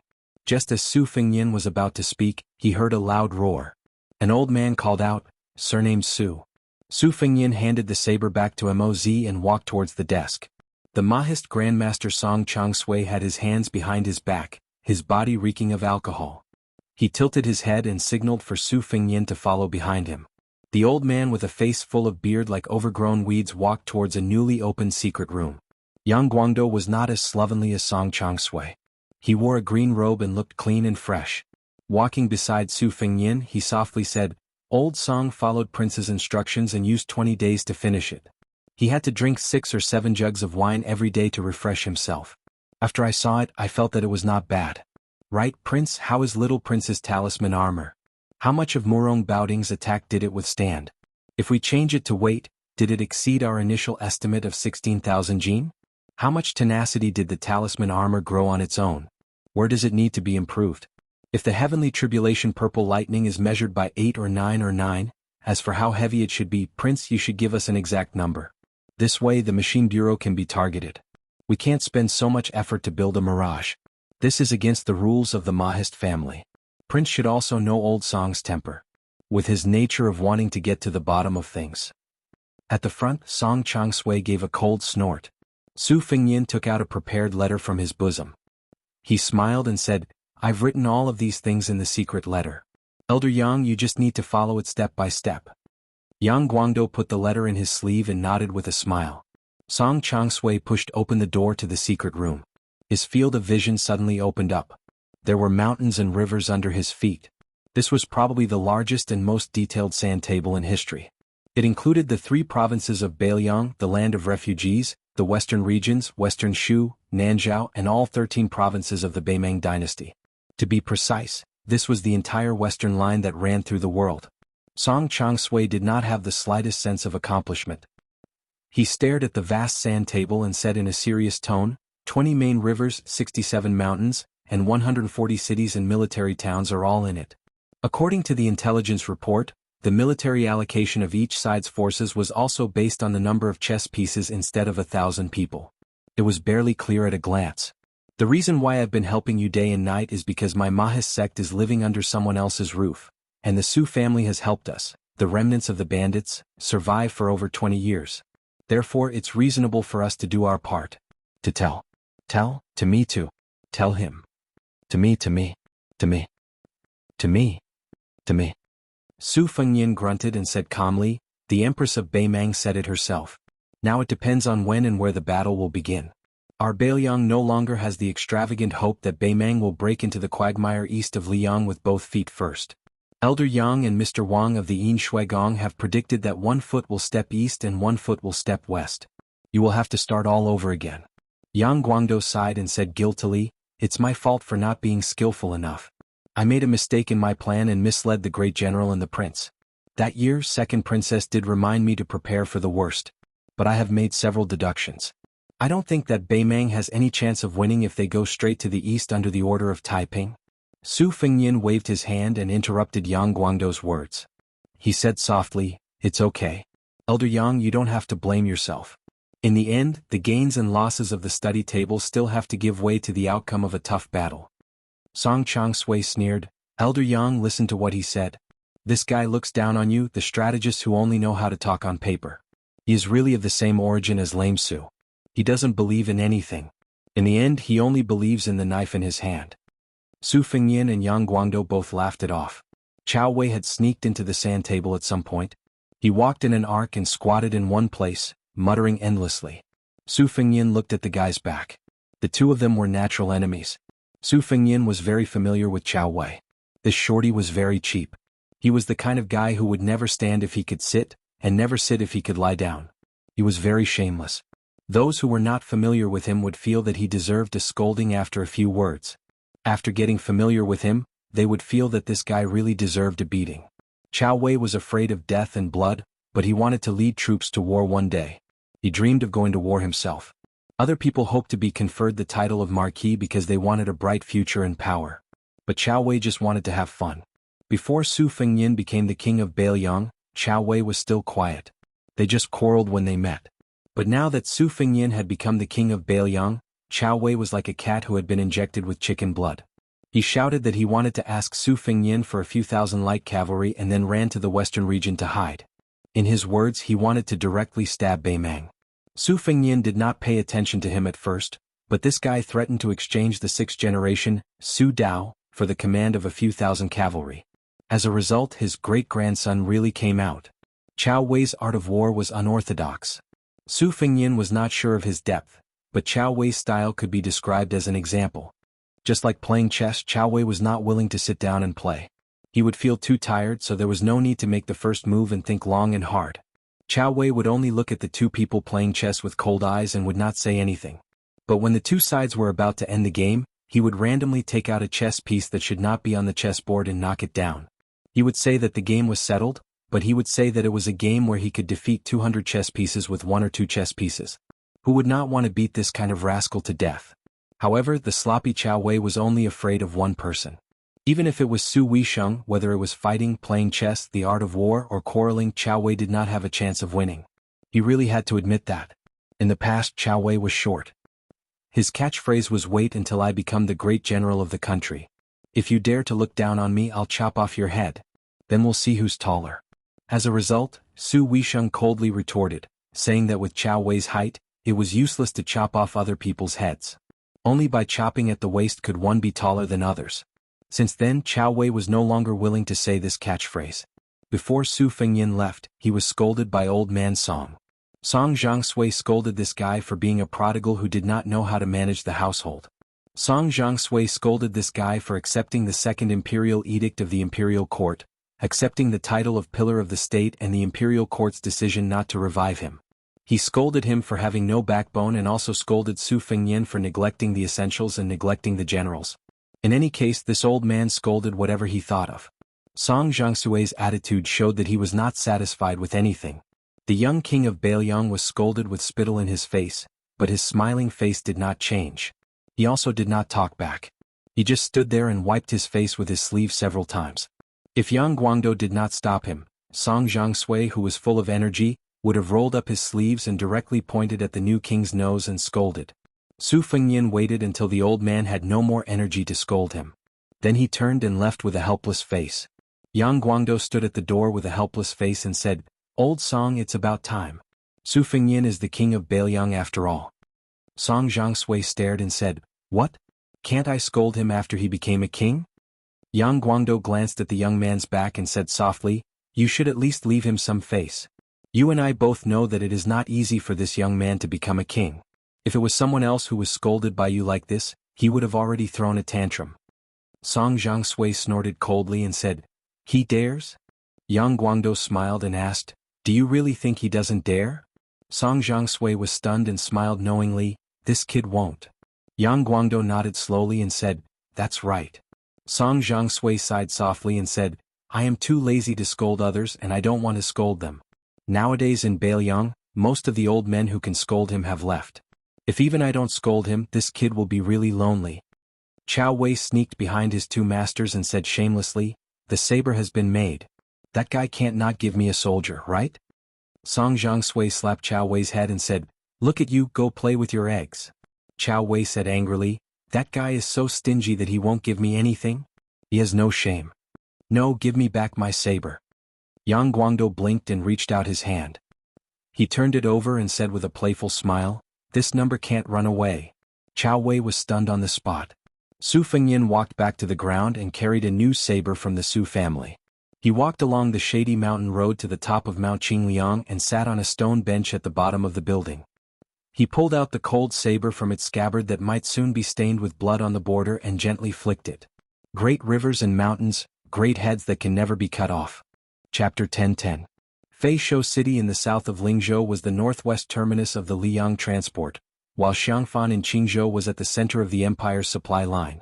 Thus, if the imperial court wanted to accurately grasp Bailiang's weakness, they had to have the cooperation of the king of Jing and Zhao Sun. Currently, Tantanan, who was the left assistant of the secretariat, was very satisfied with Xiangfan's actions. For this reason he asked the imperial court for an exceptional promotion, which was also against the rules.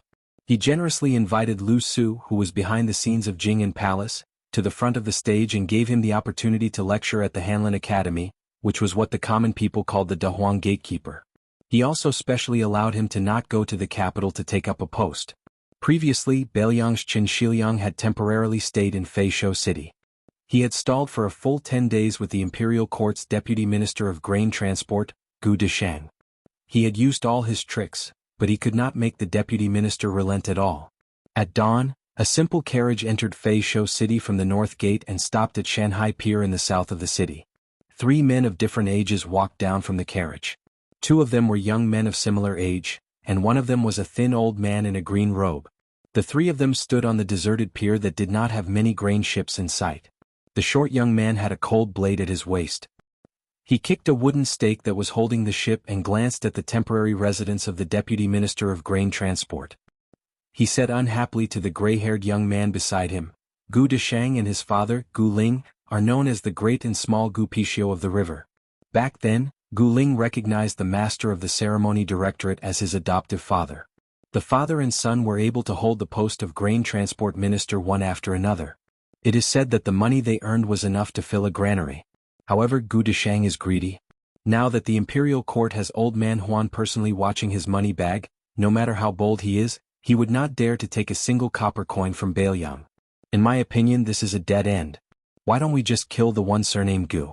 In the future, whenever a transport minister comes, we'll kill them all. We'll kill them until no one from Liang dares to provoke us. When the time comes, our Bailiang can strut around and privately sell our grain. The grain transport from Feishou City to Xiangfan City consists of 16 canals of various sizes and no less than 50 granaries. There are bound to be places that dare to do business with Bailiang. Even if we take a step back, if we really can't do it, we'll just rob them. Mount Qingliang has raised so many dogs of the Jianghu. Unfortunately, the incognito king of Bailiang and the master craftsman of the Mahist sect, Yang Guangdou, did not agree with him at all. They only strolled along the limestone floor of Shanghai Pier and walked towards the transport minister's residence not far away. The official residence had been built for quite some time and was rarely repaired. Compared to the prefectural governor's residence in the city, it appeared even more dilapidated. It was no wonder that the father and son of the Gu family did not put up a front. If they really overstepped their authority, they would be accused by the imperial censor of colluding with Bailiang to fill their own pockets. That would be a death sentence for them. Even if they had the support of a high-ranking eunuch in the capital, it would be useless. Whoever interceded in this matter would be courting death. The transport minister's residence was surrounded by a fence. The dozen or so armored soldiers felt a little jittery at the slightest sound and their gazes were fearful.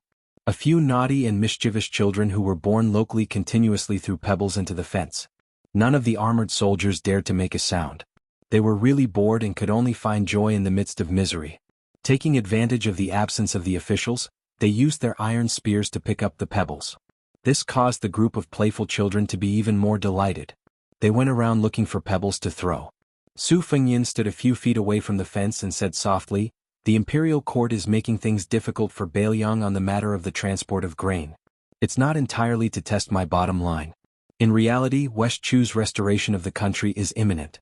When the time comes, although the troops sent to rescue the emperor from all over the country won't dare to demand an exorbitant price, they still have to ensure that they can fill their stomachs.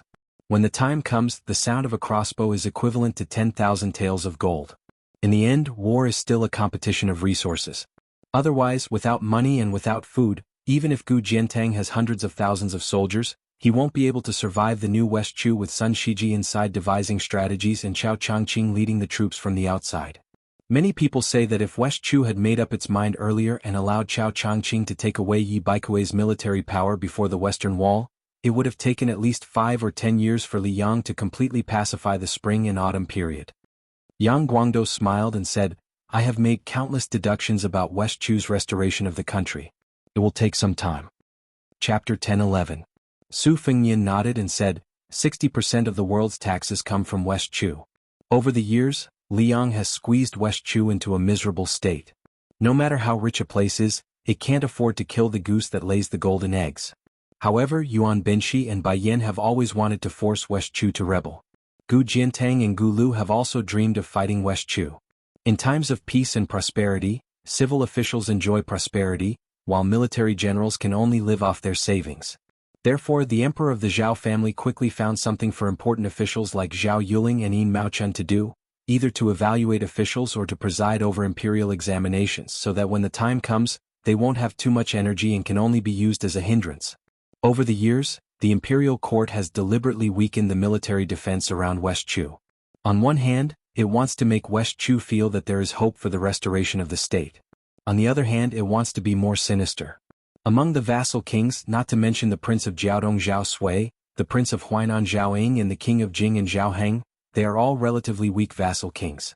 However, they still have at least 4,000 to 5,000 elite soldiers in their hands. Sending them to quell the rebellion is an overt plot by the imperial court. They have no choice but to obediently go to West Chu's border and wipe out all the elite soldiers. This kind of sinister move to weaken the vassal kings is definitely Yuan Binshi's idea. When the West Chu matter is over, the prince of Guangling Zhao Yi will have a direct confrontation with West Chu. After this battle, most of the fat that he has painstakingly cultivated will be cut off. If he is unlucky, not a single soldier will be left behind. Even I feel pain for him. Liaodong's Zhao Sui has been suppressed by Gu Jiantang to the point that he can't breathe, so only Yin Qi's Zhao Bing and I are still unrestrained. However, Beimeng is very considerate and has a tacit understanding with Liang. He will immediately fight to the death with Beiliang. You fight your West Chu, I fight my Beiliang. Everyone is doing their own thing. I even suspect that Yuan Binshi and the imperial decree of peace are in cahoots. In the end, only Zhao Zhu's father, the great vassal king, can still be free and unfettered. Yang Guangdou smiled gently and said, Nailan Yuxi's ability to avoid disaster is the second in the world, no one can claim to be the first. Su Fengyan muttered to himself, the battle between Liang and West Chu will definitely be fought before us and Beimeng. Even if the Zhao clan is fully aware that Beimeng has no time to take care of the Eastern Front, they will not let Gu Jiantang participate in it. With great difficulty they manage to get rid of Su Shao, they can't raise another Su Shao. It's not that civil officials can't be given titles or rewards, but military generals mostly need to have their own troops. If nothing goes wrong, it should be Liu Baijie and Liu Xingxiang. One of them will be in charge of the Ministry of War, while the other will go to the south. However, Liu Baijie is just the newly appointed Minister of War, so the possibility is small. As long as Liu Xingxiang can obtain military merits, he can return to the capital next year to contend with Liu Baijie, so that the Ministry of War will not become the only Ministry of War under Tangxi Sword Immortal.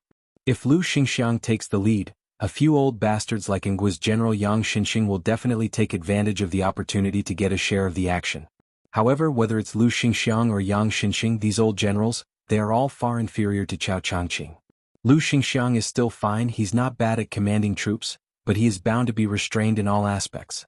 In the early stages, the only ones who can fight to the death in a disadvantageous situation are probably the troops of Prince Guangling Zhao Yi. In my opinion, this battle is not likely to be fought. Perhaps Cao Changqing will be unstoppable all the way to Great and City. Yang Guangdou frowned. After West Chu takes the advantage, they will go up north? Not to mention Cao Changqing, even if Beimeng dares to place the final battle outside of Great and City, their chances of victory are not high. Su Fengyan smiled and said, I'm just speaking casually. Yang Guangdou laughed and said, if that's really the case, it will be a great thing for Beimeng. Perhaps Beimeng will suddenly have an idea and decisively give up on the Western Front and turn to attack the Eastern Front. Together with West Chu, they will attack Great and City from the north and south. That will be wonderful. Didn't Gu Jiantang always feel that he lost to the general because of the timing? Now he has a chance to prove himself. For so many years he's been building the Eastern Front. He's got both manpower and money. He can get whatever he wants from the imperial court. If he still can't get what he wants, Gu Jiantang should hang himself with some noodles. Chao Wei interrupted and asked, is Cao Changqing really that powerful? Yang Guangdou sighed softly and said, during the spring and autumn period, the scholars of West Chu were the most prosperous. West Chu's Chao Longli was the most proud. Chao Tu is the best and he alone is the best in West Chu. This is not a boast. However, the world has been blinded by his magnificent feat of entering the palace. Most people feel that he is an expert in martial arts. When it comes to arranging troops, he and Qin Jibao are probably the best. Gu Jiantang's strength lies in the fact that in every battle, he wants to take advantage of the geographical advantage. He says that if he doesn't fight, he will win. Overall, compared to Chao and Qin, he is still slightly inferior. However, the timing of the heavens is illusory and can only be encountered but not sought. Gu Jiantang's timing is the general trend of Liang. Cao Changqing's timing is the length of West Chu's destiny. As for Qin Jibao, he is probably still waiting. Su Fengyan smiled faintly and said, Qin Jibao is waiting for Cao Changqing and West Chu to be destroyed together. He is waiting for Beimeng to fight Beiliang and Gu Jiantang until their vitality is greatly damaged. Then it will be his turn to take the stage. Su Shao only flattened the spring and autumn period. Qin Jibao's ambition is obviously greater. He wants to unify the world with his own hands and forge a vast empire that has never been seen in 1,000 years. As for whether he wants to be the emperor himself, only heaven knows. Yang Guangdou exhaled deeply and said, once the great general leaves, the world will be in chaos. Chao Wei clicked his tongue and said, in any case, I definitely won't fight Qin Jibao face to face. The short man counted on his fingers and said slowly, the land of refugees already has the Feng battalion stationed in Qingcang. Young Prince's Longxiang army has also infiltrated. In addition to Fatty Chu and Yuan Baixiong in the north of Liang and Yu provinces, Beiliang finally has its own eastern and western lines. In addition, there are 14 new captains guarding the important towns and passes within the borders. It is the second line of defense. As for me, I am further northwest of the land of refugees and can be considered the most important third line of defense. In fact, I don't care whether I am defending or not. In any case, I am only attacking and not defending. When you guys are fighting to the death, I will make the final decision. Hey, surnamed Su, let's make a deal first. If you give me 5,000 light cavalry and 10,000 high-quality warhorses, I can help you take advantage of the chaos and flatten the southern dynasty's nest. If you dare to give me 10,000 men and 20,000 horses, I will help you take over the northern dynasty's king's tent.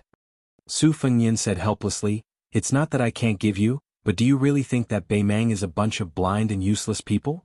Chao Wei rolled his eyes and said, I have been calculating this great raid that is destined to go down in history for more than 10 years. I have been counting on this battle to become famous my whole life. Do you think? Su Fengnian was about to speak when he heard a familiar ha. Chapter 10-12. As it's about 4,000 words, it's a little late. P.S. My favorite two writers. One is Tomcat, and the other is Chong Nan. Chong Nan has already published a book on Zongheng today. King of Eternal Eventide. It's really great. PS2. Tomcat, when are you coming to Zongheng? PS3. I'm just fantasizing. There's another chapter tonight. There were still pebbles constantly being thrown in from outside the fence. The pebbles grew in size as a few tall and stocky Bailiang youths joined the fray. Their strength was even greater, and this was no longer a joke. The Liang soldiers serving in the Deputy Transport Commissioner's residence did not dare retaliate. All they did was glare angrily. Of course, they were not afraid of the young and stocky youths, but of the Bailiang behind them. Furthermore, the Deputy Commissioner, Gu Deshang, had repeatedly ordered that no one in the residence was to provoke the locals. Those who violated the order would be stripped of their armor and official status. When a leader who looked like a commandant saw his subordinates being smashed into metal armor, causing a string of blinding sparks, he was probably a clay bodhisattva. He secretly used his spear to pick up a pebble and threw it at the fence. Intentionally or unintentionally, the pebble smashed into a youth in green cotton. The youth failed to dodge in time and subconsciously closed his eyes. Just as his face was about to be smashed by the pebble, a handsome scion with two sabers hanging by his waist reached out to grab him. The youth opened his eyes and gave a bashful smile of gratitude. When the commandant saw the young scion, he treated him as an ordinary scion of a wealthy family and did not think much of it. However, when his gaze wandered and stopped at the waist of a short person beside the scion, his scalp tingled. It was a genuine Bailiang saber. In today's Bailiang, regardless of past merits, as long as one was not a soldier in the military, they were not allowed to carry a cold saber. No matter how many of the elders in your family were generals or who was the provincial governor or county chief, once they were discovered by the patrolling guards, they would all be arrested on the spot, whipped 50 times, and thrown into prison for 3 months to half a year. As a result, in the spring of the first year of Xianghu, the prisons in Lingzhou were particularly lively. They were already packed with scions of various ranks, and each of them had their skin and flesh torn open.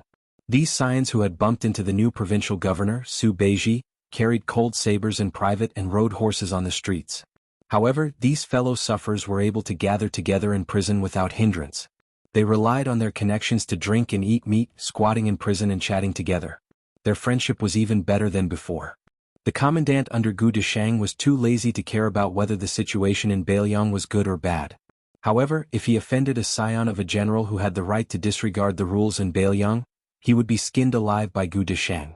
If he also caused the Vice Transport Commissioner's official residence to be implicated and caused the Bailiang cavalry to trample over the camp, how could he, a lowly commandant who only received a salary from Liang, live? However, the commandant was a little confused. With the temperament of the Bailiang barbarians, they actually did not intend to make a fuss over a minor issue. The gray-haired young master immediately turned and left. The daring short man with a cold blade also did not pursue the matter. The commandant, who had survived the disaster, hesitated for a moment and felt that it was necessary to inform Gu Deshang in order to prevent him from settling accounts in the future. Gu Deshang was an official who was easy to remember. No matter how extravagant he was always skinny. He called himself Mr. A Bag of Rice and hung a red silk bag filled with rice around his waist all year round. It was said that before the Gu family prospered, Gu Heng relied on someone else to give him a bag of rice to survive. The old and young of the Gu family had been frightened to the bone by the turmoil of war and did not forget their roots even after they had achieved meteoric success. Both father and son Pichio had the habit of hanging a bag of rice around their necks. Among the large group of officials and grasshoppers on the Liang transportation route, This had always been a joke during their leisure time. There was even a rumor that when Gu Heng entered the capital last year, he had specially paid a visit to Tantanon, who was already the head of the Hall of Governmental Affairs. Everyone thought that such a disreputable lower-class third-rank official would not be able to cross the threshold of Old Master Huan. Unexpectedly, not only did Tantanon allow the great Pixiu Gu to enter the door, he also left behind the bag of rice, saying that it was a coincidence that there was no rice at home to cook. From then on, the number of officials who made fun of Gu Heng, who was promoted to Assistant Minister of the Ministry of Revenue the next day, decreased significantly. The joke also gradually became an elegant conversation. When the commandant reported the situation outside the fence, Gu Desheng was sitting alone and sipping tea, listening to his trusted aide's detailed report. At first, Gu Desheng did not pay too much attention, but he suddenly had an epiphany and asked in detail about the appearance of the young man with the double sabers. He did not even leave out the coachman. The commandant recounted it from memory, saying that the young man had gray hair, a slender figure, and had the eyebrows and eyes of a woman. As for the coachman, he was far away and could not be seen clearly. He could only say that he was about 8 feet tall. Gu Desheng had a toothache on his face. His finger trembled as he pointed at the commandant. He scolded him for not being able to do anything right. He jumped off the small bed and ran out of the official residence without even putting on his boots. He was chased by the Vice Transport Commissioner to the group of people at the dock. However, Gu Desheng suddenly stopped and hesitated. In the end, he did not walk out of the official residence. He did not exchange pleasantries with the new Prince Liang. Gu Desheng tiptoed back to the residence and called for 2 old trusted aides. He asked them to quickly write a stamped letter to inform all the transport officials between Feishou and Xiang and Fan that they were going to move. However, it was not a big move. Instead, they were going to use the blockage of the major rivers and canals as an excuse to try their best, to deploy a small number of transport ships to transport 30% of the previous year's grain. The 2 aides were puzzled, but Gu Desheng wasn't in the mood to dispel their doubts. When he returned to the tea room, the tea had already turned cold. Gu Desheng sighed. Every family had their own problems. He knew his own abilities as an official and he was good at making money. However, the imperial court had made so many dazzling moves in the past 2 years that he and his father could only see the flowers in the fog. Fortunately, his father went to the capital last time and relied on Old Master Huan. With Tantanon's guidance, Gu Desheng was able to inherit the position of the Deputy Transport Commissioner. In addition to his father's promotion to nobility, the father and son, the son earned money in the local area while the father became a high-ranking official in the imperial court. Therefore, this time the Gu family was determined to be the bad guys of the imperial court and clash head-on with the Bailiang. Gu Desheng was equivalent to guarding Feishou City with a heart of death. This was all to repay Tantanon's kindness. However, Old Master Huan was still Old Master Huan after all. He even personally taught Gu Desheng and gave the Gu family a protective talisman. That was, as long as the Su Fengyin himself didn't fly into a rage out of humiliation, he wouldn't be able to do anything. Only when this young vassal couldn't hold back and personally made a move, Gu Desheng would have a countermeasure. Old Master Huan had already spoken to Xiang Fanqing, and when the time came he could give the Bailiang 30% of the grain. Although Gu Desheng had followed Old Master Huan's instructions and used this protective talisman, he wasn't sure how Bailiang would react. In fact, Gu Desheng had been very uneasy the last time Qin Shiliang was riding a tiger and couldn't get off. Others didn't know how much Bailiang valued this poor scholar. When they had talked at the Huan residence, Tantanon had mentioned several times that this person couldn't be underestimated and that it would be a good thing for him to be able to stand out a day later. Gu Desheng, who wasn't very old, thought of the difficult days he had spent in Fat Longevity City for the past half a year. He touched the bag of rice at his waist and smiled bitterly. Old brother, wealth comes from danger. Now that the Gu clan is rich and this mission is done, we can just obediently ask for money in the future. I won't deal with the Bailiang barbarians even if I'm beaten to death. Now, even the most unknown courtesan in Fat Longevity City isn't willing to take my money. I really have nowhere to spend my money. How miserable. Chapter 1013. A young girl was standing by the river with a dead wooden pole on her shoulder. After laughing, she turned around and stared blankly at the muddy water. The women of Bailiang were all extraordinarily tall. Chao Wei finally managed to catch a girl shorter than him. Seeing that she had some relationship with the one surnamed Su, he wanted to go up and get close to her.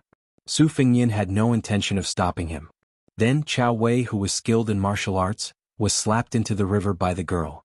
Chao Wei didn't even have time to pull out his blade. It could even be said that he didn't even sense the danger. The magnate Yang Guangdou's face was filled with disbelief. Su Fengnian explained softly, during the Battle of the Reed Marsh, Wang Yin, who was ranked 11th in the world, was killed by her in one blow. Later on, Lu Hao escaped from Jianghu city. She should have secretly killed him as well. Yang Guangdou was both shocked and enlightened. Chao Wei, who cultivated in a variety of martial arts, was defeated by her. It was only natural. Su Fengnian walked to her side and asked, "Why have you come to Beiliang now? If I remember correctly, it's not yet the time I promised to meet Huang Sanjia." The young girl was silent. Su Fengnian also didn't know how to chat. He smiled and said, "Then why don't you come with me? But right now there aren't any experts in Beiliang worth killing. If that wasn't the case I wouldn't have asked. In the end you'll be suspected of borrowing someone else's knife to kill someone. I just happened to want to walk around Beiliang. Before I met you I had already been strolling around Lingzhou for a month. In these 2 years I've really been thinking about your spiced beef." The young girl, who didn't know whether to call him Jia Jia or Jia Jia Jia, chuckled. Su Fengnian looked at the dried sunflower pole and then looked at her complexion. He reached out and held the young girl's arm to check the flow of qi. He said softly, "Whether it was by chance or Huang Sanjia's divine plan, I have to tell you a piece of good news. Back then you bore the calamity of old Zhao's luck for me. I already have a 60% chance of solving it for you. Of course, I have to admit that it's also greatly beneficial to me. Right now, other than slowly cultivating Han Xingxuan's remaining red threads, I also have dozens of purple thunders in my body that Master Lu Hao has carefully cultivated for half of his life. In addition, I also have a bun that I earned from Beimang's Grand Preceptor Yuan Qingshan. I'm still a step away from the combination of Confucianism and Taoism. If I also have the purple gold luck of Mount Longhu left behind by Zhao Xuansu and use it for my own use, then I'll be considered complete. Next, it'll depend on fate to see if I can absorb the essence of Buddhism. When the time comes for the combination of the three sects, as long as it forms a small kiliacosm, it'll be justifiable if I don't become an earth immortal. I might even be able to compete with the great demon Gao Shulu who was in the divine immortal realm 400 years ago, or Wang Xinji of the martial emperor city who proved his Tao through strength. However, to reach this step I don't know how long it'll take. Anyway, I won't hide anything from you. If you don't say anything I'll take it as you agree." Yang Guangdou was a little surprised. The king of Beiliang really didn't treat this assassin girl as an outsider. This was the first time he had heard of these secrets. If it was spread out, it would definitely cause a huge uproar in Jianghu. The three great demons of spring and autumn, Su Xiao the butcher had died of old age, and Han Diaoxi the cat man had suddenly died in the imperial palace. 2 out of the 3 had already passed away. Huang Longshi was rarely seen. He was most likely hiding behind the scenes and stirring up trouble. Could it be that the young king beside him wanted to become the king of Beiliang who held power in his hands, and also wanted to become the great demon who could single-handedly silence the entire Jianghu after Han Diaoxi? In the past, Beiliang relied on its cavalry and falcons to deter the Jianghu people from causing trouble. It seems that in the future, the new King Liang alone would be able to make the Jianghu people around Beiliang bow their heads and listen to him? The girl retracted her arm and pointed at her stomach. Su Fengnian smiled and said softly, "Okay, I'm hungry too. Let's go to the city to find some spiced beef. If it's not delicious, we won't pay." Chao Wei, who was dripping wet, jumped ashore from the river and angrily said, "Didn't we say that we wouldn't stay in Fat Longevity City? I want to go to Huangnam County where brothels are as numerous as the hairs on an ox. Surname Su, if you dare to forget your friends when you see a girl, believe it or not, I'll chop you to death." Su Fengnian raised his leg and pretended to kick Shorty Chao into the river again. Chao Wei, who was very good at finding a way out for himself, cursed and ran to the carriage. The carriage was not big and it was filled with geographical maps. With the addition of a little girl it was even more cramped. Fortunately, Chao Wei was very tactful. He sat beside Su Yanbing and was busy twisting his sleeves to squeeze water. Along the way, Su Fengnian and Yang Guangdou had been deducing the direction of the war in the carriage. Liangzhou and Gusai Prefecture were facing each other on the western front, and Gourd Mouth outside Tuma Pass in Yuzhou was also considered one. After getting out of the carriage, Su Fengnian walked and stopped in Lingzhou for the past month. Not all the high-ranking officials and dignitaries would be invited. According to Su Beiji's 19 levels of classification of officials, Su Fengnian had meticulously written an official evaluation of Beiliang that was still considered rough for the time being. It only focused on merit and did not pay attention to learning, reputation and family background. Su Fengnian only secretly met the officials who were honored with this evaluation. On this trip he met 7 or 8 people, and half of them were hopeful and half were disappointed. The officialdom of different sizes was like a sieve that every household had. Whoever held it in his hands, this person's taste was destined to determine the specific selection method. The emperor of the Zhao family was selected under the management of Zhang Julu and Zhao Yuling. In the hands of Su Fengnian, it was the selection of Bailiang. Compared to the Liang imperial court, it was less calm and composed and more utilitarian. In the hands of Su Beiji, it was the selection of Lingzhou, and so on and so forth. In the end, those who could stand out and sit on the fishing platform steadily would not be idiots. Once Su Fengnian finished visiting Lingzhou, he would go to Yuzhou. If Liangzhou was the eldest legitimate son of Bailiang and the rich Lingzhou was the son of a concubine raised by his stepmother, then Yuzhou, which had less military power than Liangzhou and was poorer than Lingzhou, would be in an awkward position. However, Yuzhou was the real focus of Su Fengnian's secret trip this time. In fact, Yuzhou had the biggest grudge against him, the king of Bailiang. Especially after Su Fengnian accepted the title of the pillar of the state, he did not reject the imperial edict like he did when he rejected Su Zhao's posthumous title.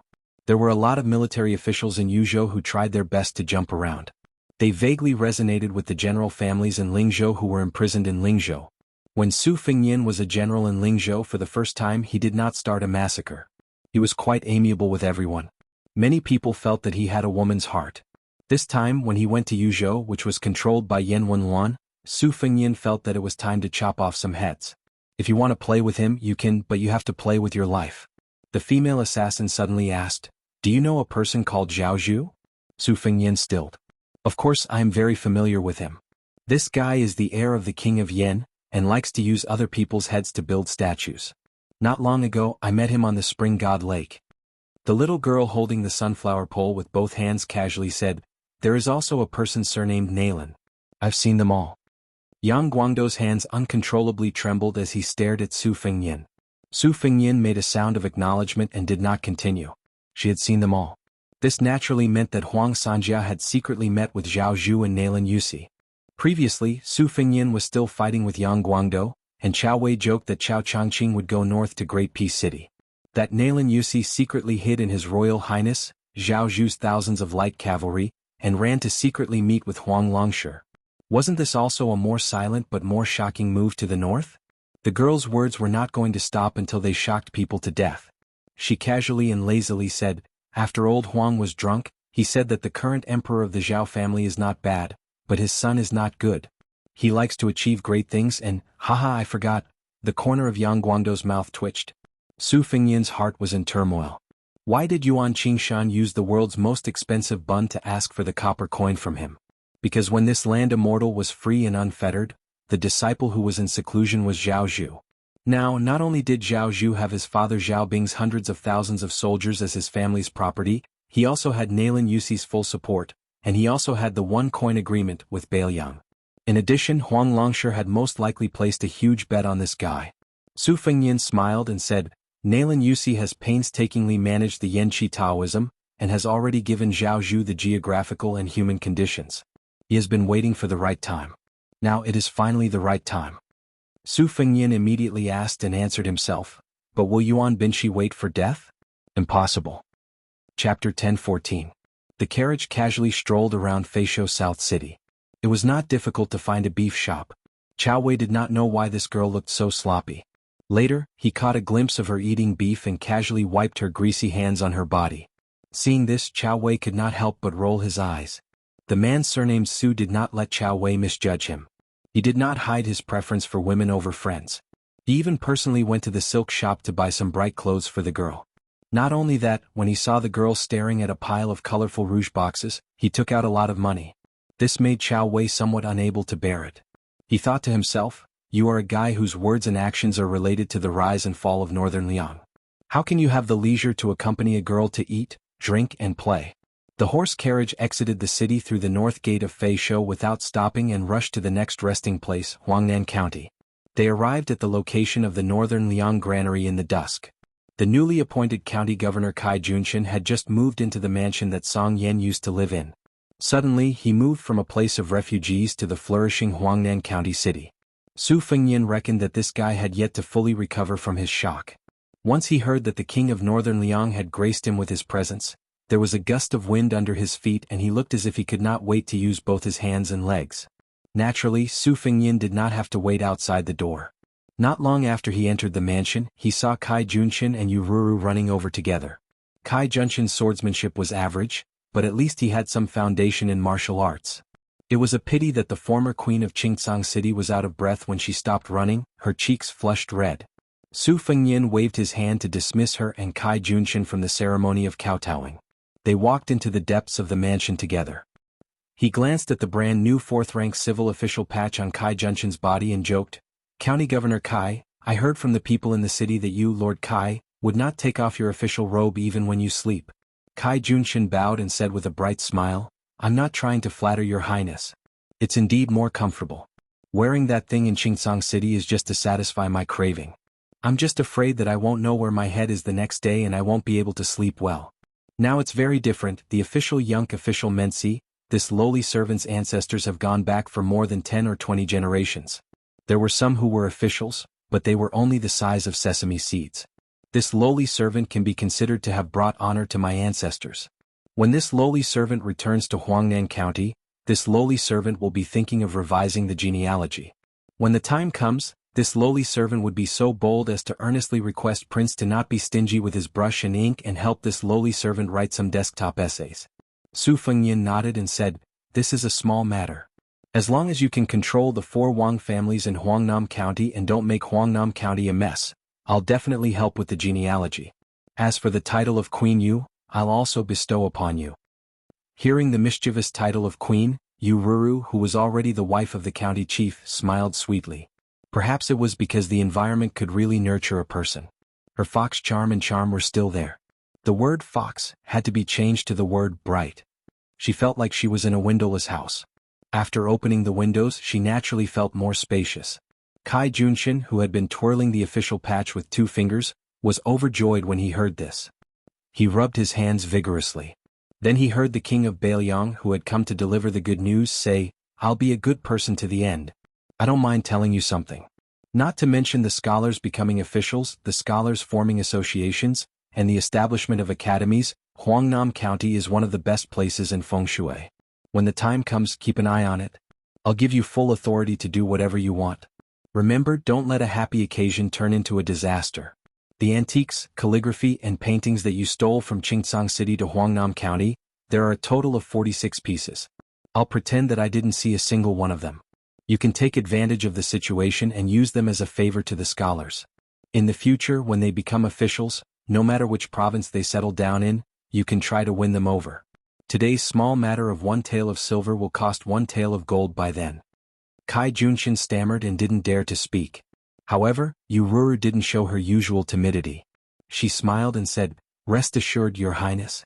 I've made a rough calculation. If these items were sold cheaply, they would be worth 200,000 taels of silver. The county chief's office wouldn't lose a single copper coin. They would definitely spend all of it on managing the people of Huangnam County. It's a pity that my husband is unfamiliar with this place and can't sell them at a fair price. Otherwise." Su Fengyin pointed at Kai Junshin and smiled as he lectured, "Lord Kai, Queen Yu knows how to conduct herself much better than you. It's a waste of talent to only let her be in charge of internal affairs. I'll nag one more time. You can only put half of your heart at ease. I'll inform the heads of the Wang family of water classics, Wang Shihua, and the Wang family of Su of Gojozian, Wang Zhenlu. They're both elegant and famous scholars. With them making a good start, there's no need to worry about not being able to sell them at a high price. The other half of your heart is still in suspense. Even with me pulling strings, it's normal for Huang Nanxi and the Wang family to look down on you. It would be strange if they looked up to you. The human relationships that you learned in Qingcang City won't work here. Lord Kai, you have to be aware that you've learned it all over again. Lastly, don't think that I'm here to force you to sell everything you have to make a loss. In the business of making money, the advantage is that the trickle is long. As long as you can secure the position of Huangnam County's county chief, 200,000 taels of silver? Huangnam County's county magistrate might not even look up to a county chief. In fact, I'm well aware that you, Kai Junshin, want to give the assets that you've worked so hard to move from Qingcang City to the administrator. As for how much to give, you can decide for yourselves. Don't worry about anything. The Li family and I aren't as bad as the outside world thinks. If you give Li Gongda money he'll dare to accept it, but he won't dare to accept it and not do anything. With the help of this old Huang Nan, you'll be able to do things much more easily in Huangnam County. Surprisingly, Kai Junshin didn't have the face to express his gratitude. He just grunted heavily. Su Fengyin didn't stay long in the mansion. He left after eating. Kai Junshin walked him to the door and watched the young king of Bailiang board the carriage. Looking at the direction the horse was heading, it should be going to Wang Shihua's mansion. Zhou Junshin didn't directly enter the mansion. Instead he sat down on the steps at the door. Yururu was a little surprised. After sitting down she tugged at her skirt and asked in a low voice, "What's wrong?" "It's not like you." Kai Junshin rubbed his cheeks and sighed. He said softly, "Husband has spent his life in the land of refugees. After becoming the emperor he wore the dragon robe. Actually, I'm just a layman in the real world of officialdom. But even if I haven't eaten dog meat, I've seen dog paddle. At the very least I've heard dog bark, right? Tell me, where do you think an official should be? Aren't the people below trying their best to figure out the intentions of their superiors? Are they afraid that they'll go to the wrong temple and worship the wrong bodhisattva? Husband, you're the county chief of Lingzhou. It's the king of Bailiang's turn to teach me how to be an official. He's even paving the way for me? How much ability do I, Zhou Junshin, have to run the country and help the world? I, Zhou Junshin, don't believe it. I understand the king of Bailiang's thoughts. For example, he used me, an outsider, to clean up Huangnam County. However, it's not difficult for someone else to sit in the chair that you're sitting on right now. No matter how lacking Bailiang is, it won't be so shabby. The king of Bailiang didn't force us to sell everything for him. He's clearly forcing me, Zhou Junshin, to be willing to die for Bailiang." Yururu smiled. "Husband, you're not willing?" Kai Junshin slowly stood up and said calmly, "I've lived for half my life, and this is the first time I'm standing upright. It's not like I'm really asking you to die on the battlefield. What's there to be unwilling about?" Chapter 10:15. Yururu arched her eyebrows and asked charmingly, if that person takes a fancy to a withered woman like me, will you send me back this time?" Kai Junshin looked straight at her, his eyes firm. He said in a low voice, "In the past it was to survive. If there is still such a day in Bailiang, I will not send you back even if you beat me to death. As a person you can't always go back." Yururu smiled and wrinkled her nose playfully. She did not look like a mature woman, but more like an innocent girl. She said angrily, "You know he won't, so you purposely said nice things for me to hear, right?" Kai Junshin reached out and lifted a lock of her hair. His eyes were red as he said, "Wife, I'm sorry for all these years."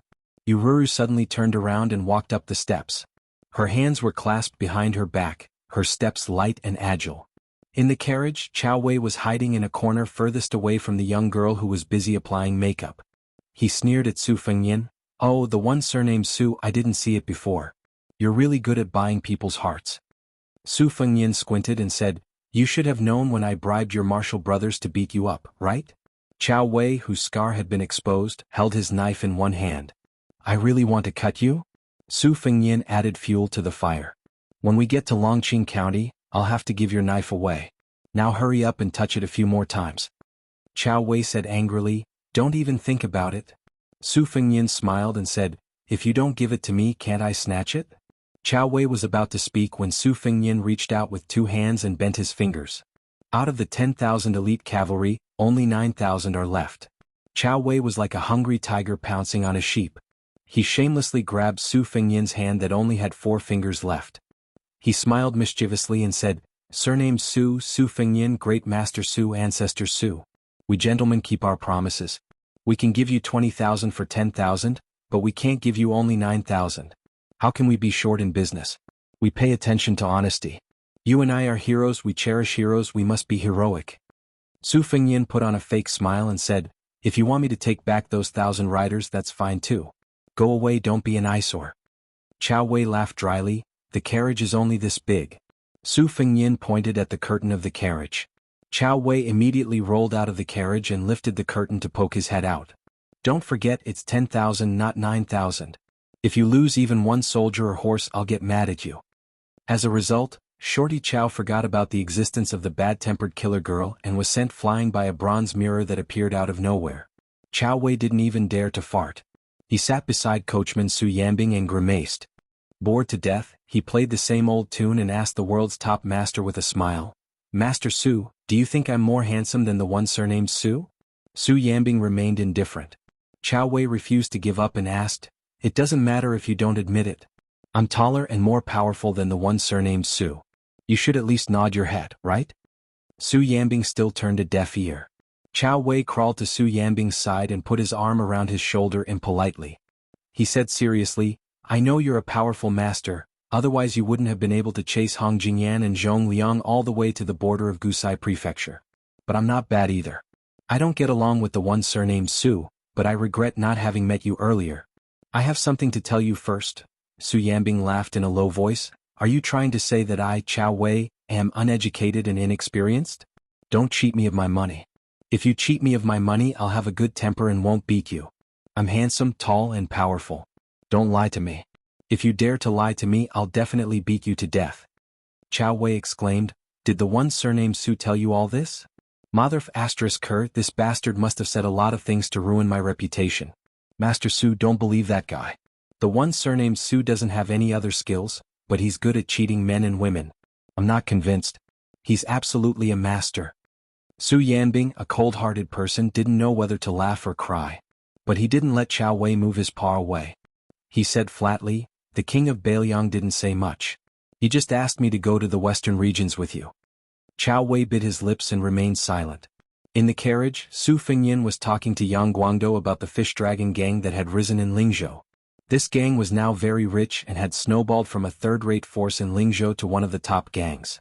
As for how the fish dragon gang made money, outsiders only knew that they were in the business of selling beasts at the border. Su Fengyan told the old man that the fish dragon gang would be involved in horse smuggling with several big horse gangs. Naturally, they wouldn't be selling mature horses that were equivalent to war horses, but wild horses captured from the grassland. No matter if they were young or strong, the fish dragon gang would buy them at a high price. At the moment, many horse gangs at the border had launched a horse trafficking business. However, they didn't directly contact the fish dragon gang, but sold to horse gangs who had ties with the fish dragon gang. Naturally, the price was greatly reduced.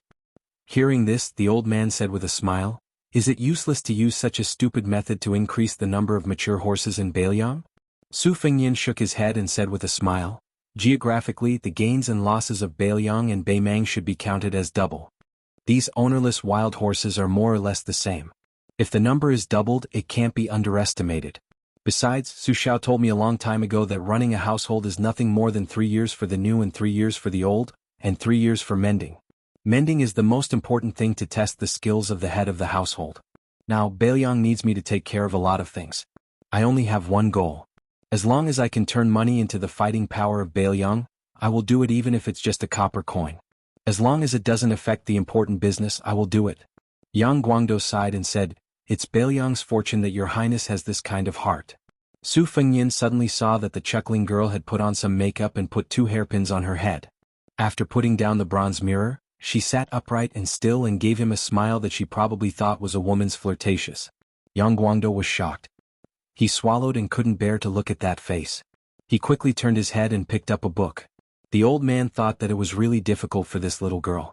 This must be more difficult than assassinating a celestial phenomenon master.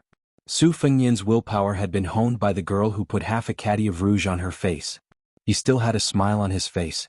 He bent down and forced the girl's purposefully raised orchid fingers back. Then he used his fingers to gently scrape off some of the overly thick rouge. Chao Wei lifted the curtain at this time and saw the charming face that was always stiff. Chao Wei was scared out of his wits.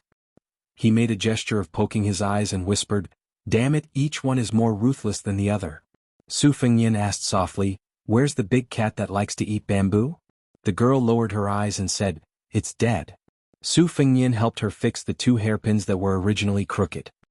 He rubbed her head and said, "Then I'll ask someone to find you another one from the western Shu bamboo forest." The girl who once pierced Wang Mingyin's chest with a hand knife and kicked Lu Haosher's head with her feet for fun, sniffled and shook her head. The old man tactfully left the carriage and sat beside Su Yanbing with Chao Wei. Shorty Chao gloated and said, "Uncle Yang, you were also driven out?" "Ah." He laughed 3 times. This time Chao Wei learned his lesson and jumped out of the carriage. As expected, a slender arm directly penetrated the wall of the carriage. If Chao Wei didn't escape, his heart would be cut. Chapter 10:16. Su Fengyan entered the Wang family's mansion in the middle of the night. It was an eye-opener for him. The Prince of Water Jing of the 4 major counties of Huangnan was overshadowed by Prince Longyi. However, the mansion's scholarly atmosphere was strong but not greasy. The carved railings and painted rafters were very exquisite. Even the servant girls in the mansion seemed to have a more scholarly air than other manors. They were delicate and pretty, and their light makeup was pleasant. Wang Shihua opened the E-gate and personally led the way. This family head was not only the lifelong enemy of the administrator, but also a close friend of the left chancellor of the Imperial College Yao Baifeng. Su Fengnian had always had a good impression of him. This was due to the Wudong sect leader Wang Zhongluo, who had once given Wang Shihua a fortune-telling prophecy. His evaluation of Wang Shihua was extremely high. Now Wang Gongsao's adopted son Jiao Wui had entered the Lingzhou general's mansion and entered the ranks of the 14 military officers with real power. This had greatly boosted the reputation of the Wang family, who was both civil and military. If it weren't for Li Gongda's outstanding son on the battlefield at the border, the Wang family might really have been overtaken by Longyi's Wang family. Wang Shihua had 4 wives and concubines, but his children were clearly too feminine. His only son Wang Yunshu wasn't at home tonight. He wasn't indulging in drunken stupor like he used to, but he was formally enlisting in the army. After spring this year, his good brother was almost nowhere to be found among his friends in Huangnam County. Because they didn't discuss any important military matters, the host and guest got along harmoniously. Although Wang Yunshu, the bootlicker, wasn't present, Wang Shihua's daughter had taken a quick look around. As for who was the one who got a feast for the eyes, it was hard to say. In any case, Chao Wei sat boldly beside Su Fengnian. He straightened his back and held the hilt of his saber. He wished he could use his eyes to slice off a few pieces of flesh from those young women. Unfortunately, none of these good-looking women took him seriously. Their misty eyes were all fixed on the young king of Beiliang. Presumably, Wang Yunshu and his son were chatting at home and had talked a lot about Su Fengnian, the newly appointed pillar of the state. This made Chao Wei so angry that smoke was coming out of his 7 orifices. He deliberately coughed a few times, but he didn't attract much attention. In addition, Su Fengnian didn't formally introduce him. Chao Wei finally broke the pot and smashed it. As long as Su Fengnian opened his mouth, Chao Wei would either snort coldly or make a funny face. Finally, Chao Wei's youngest daughter was amused. Hiding behind her 2 older sisters, she laughed and held her stomach. Chao Wei, who was half dead, immediately regained his energy. It was like he had taken a jar of aphrodisiac that was sold at a low price at a roadside stall. Wang Shihua was very experienced. In fact, he didn't need Su Fengnian to introduce him to know that this unimpressive short man with a saber was not simple. Otherwise, who would dare to openly sit on the same level as the king of Beiliang and even dare to undermine him? In the vast Beiliang, the provincial governor Su Beiji could be considered one, and the crossbowman Li Hanlin could only be considered half of one. However, their Wang family was one of the top scholarly families in Beiliang. Everyone in the house had high aspirations. Moreover, Wang Shihua, who was praised by Yao Baifeng as one of the top 3 scholars of the Book of Changes, was not so low as to use his own daughter to climb up the social ladder. Of course, within the social ladder, Su Fengnian was an exception. Wang Shihua respected this young ruler of Beiliang from the bottom of his heart. If a daughter was chosen, it wouldn't be like sending charcoal in a snowy weather for the Wang family, but it would definitely be a good thing. As for the short man with the saber, if a daughter was chosen, Wang Shihua would be happy to see it happen. Since Su Fengnian was a little tipsy, he was in high spirits. Wang Shihua didn't dare to get carried away and only asked his innocent daughter to serve him tea and wine. Su Fengnian mentioned to Wang Gongchao that Kai Junshin had some antique calligraphy and paintings in his possession and wanted to sell them in the near future. Wang Shihua understood what he meant and nodded lightly. He even laughed and said that there were quite a few priceless calligraphy and paintings in his residence, and that Su Fengnian had stamped the word forgery on them at the most eye-catching places. Su Fengnian felt a little embarrassed for the first time. When he was young and frivolous, the Wutangan residence used to have several precious private seals, one of which had the word forgery engraved on it. Back then, the Wang family's treasured calligraphy and paintings were all in excellent condition, but none of them could escape the clutches of His Royal Highness. Su Fengnian had long been influenced by Li Yishan's knowledge and achievements, so he had put in a lot of effort in appraising calligraphy and paintings. His eyesight was amazingly accurate, and those forgeries were, without exception, genuine. From this, one could see that Su Fengnian's rebellious nature in the past. However, due to a freak combination of factors, no matter how much the scholars of the Central Plains hated Beiliang, as long as there was a calligraphy or painting with the word forgery in their residence, it was a wonderful thing that could guarantee a stable harvest and at the same time show off to others. Before Su Fengnian left the residence, Wang Shihua gave him a piece of calligraphy. It was personally written during the awakening of hibernation. It could be considered an incomplete copy of the Wang family's teachings on water. The three bosom friends, the three strangers. Those who are better than themselves, those who are more interesting can be bosom friends. Those who have different aspirations, those who are emotionless, those who bear grudges but forget kindness, are either enemies or strangers. This was slightly different from the complete Wang family's teachings. For example, there was a lack of outspoken people among bosom friends, and a lack of virtuous people among strangers. This was probably the original insight that Wang Shihua had gained after devoting himself to studying for many years. In particular, Wang Shihua had previously chatted about the three stubborn diseases of the past dynasties: the separation of the feudal towns, the threat of eunuchs, and the encampment of cliques. Su Fengnian used to have a lot of prejudice against scholars, but after several trips, his prejudice had gradually improved. Tonight, he had an open conversation with Wang Shihua, which allowed Su Fengnian to reflect on himself a little. After leaving the residence, Chao Wei saw the young female killer strolling around the carriage in boredom. She did not follow them into the residence earlier, but now she was walking around with that funny dry pole. Chao Wei was now really afraid of this extremely eccentric girl. In Yang Guangdou's words, this was called, "Evil people will be dealt with by evil people." Sitting in the carriage, Su Fengnian asked, "Wang Shihua just mentioned that in Beiliang, it is better to make mistakes than to make achievements. What do you think, Elder Yang?" Yang Guangdou patted his sleeves and smiled.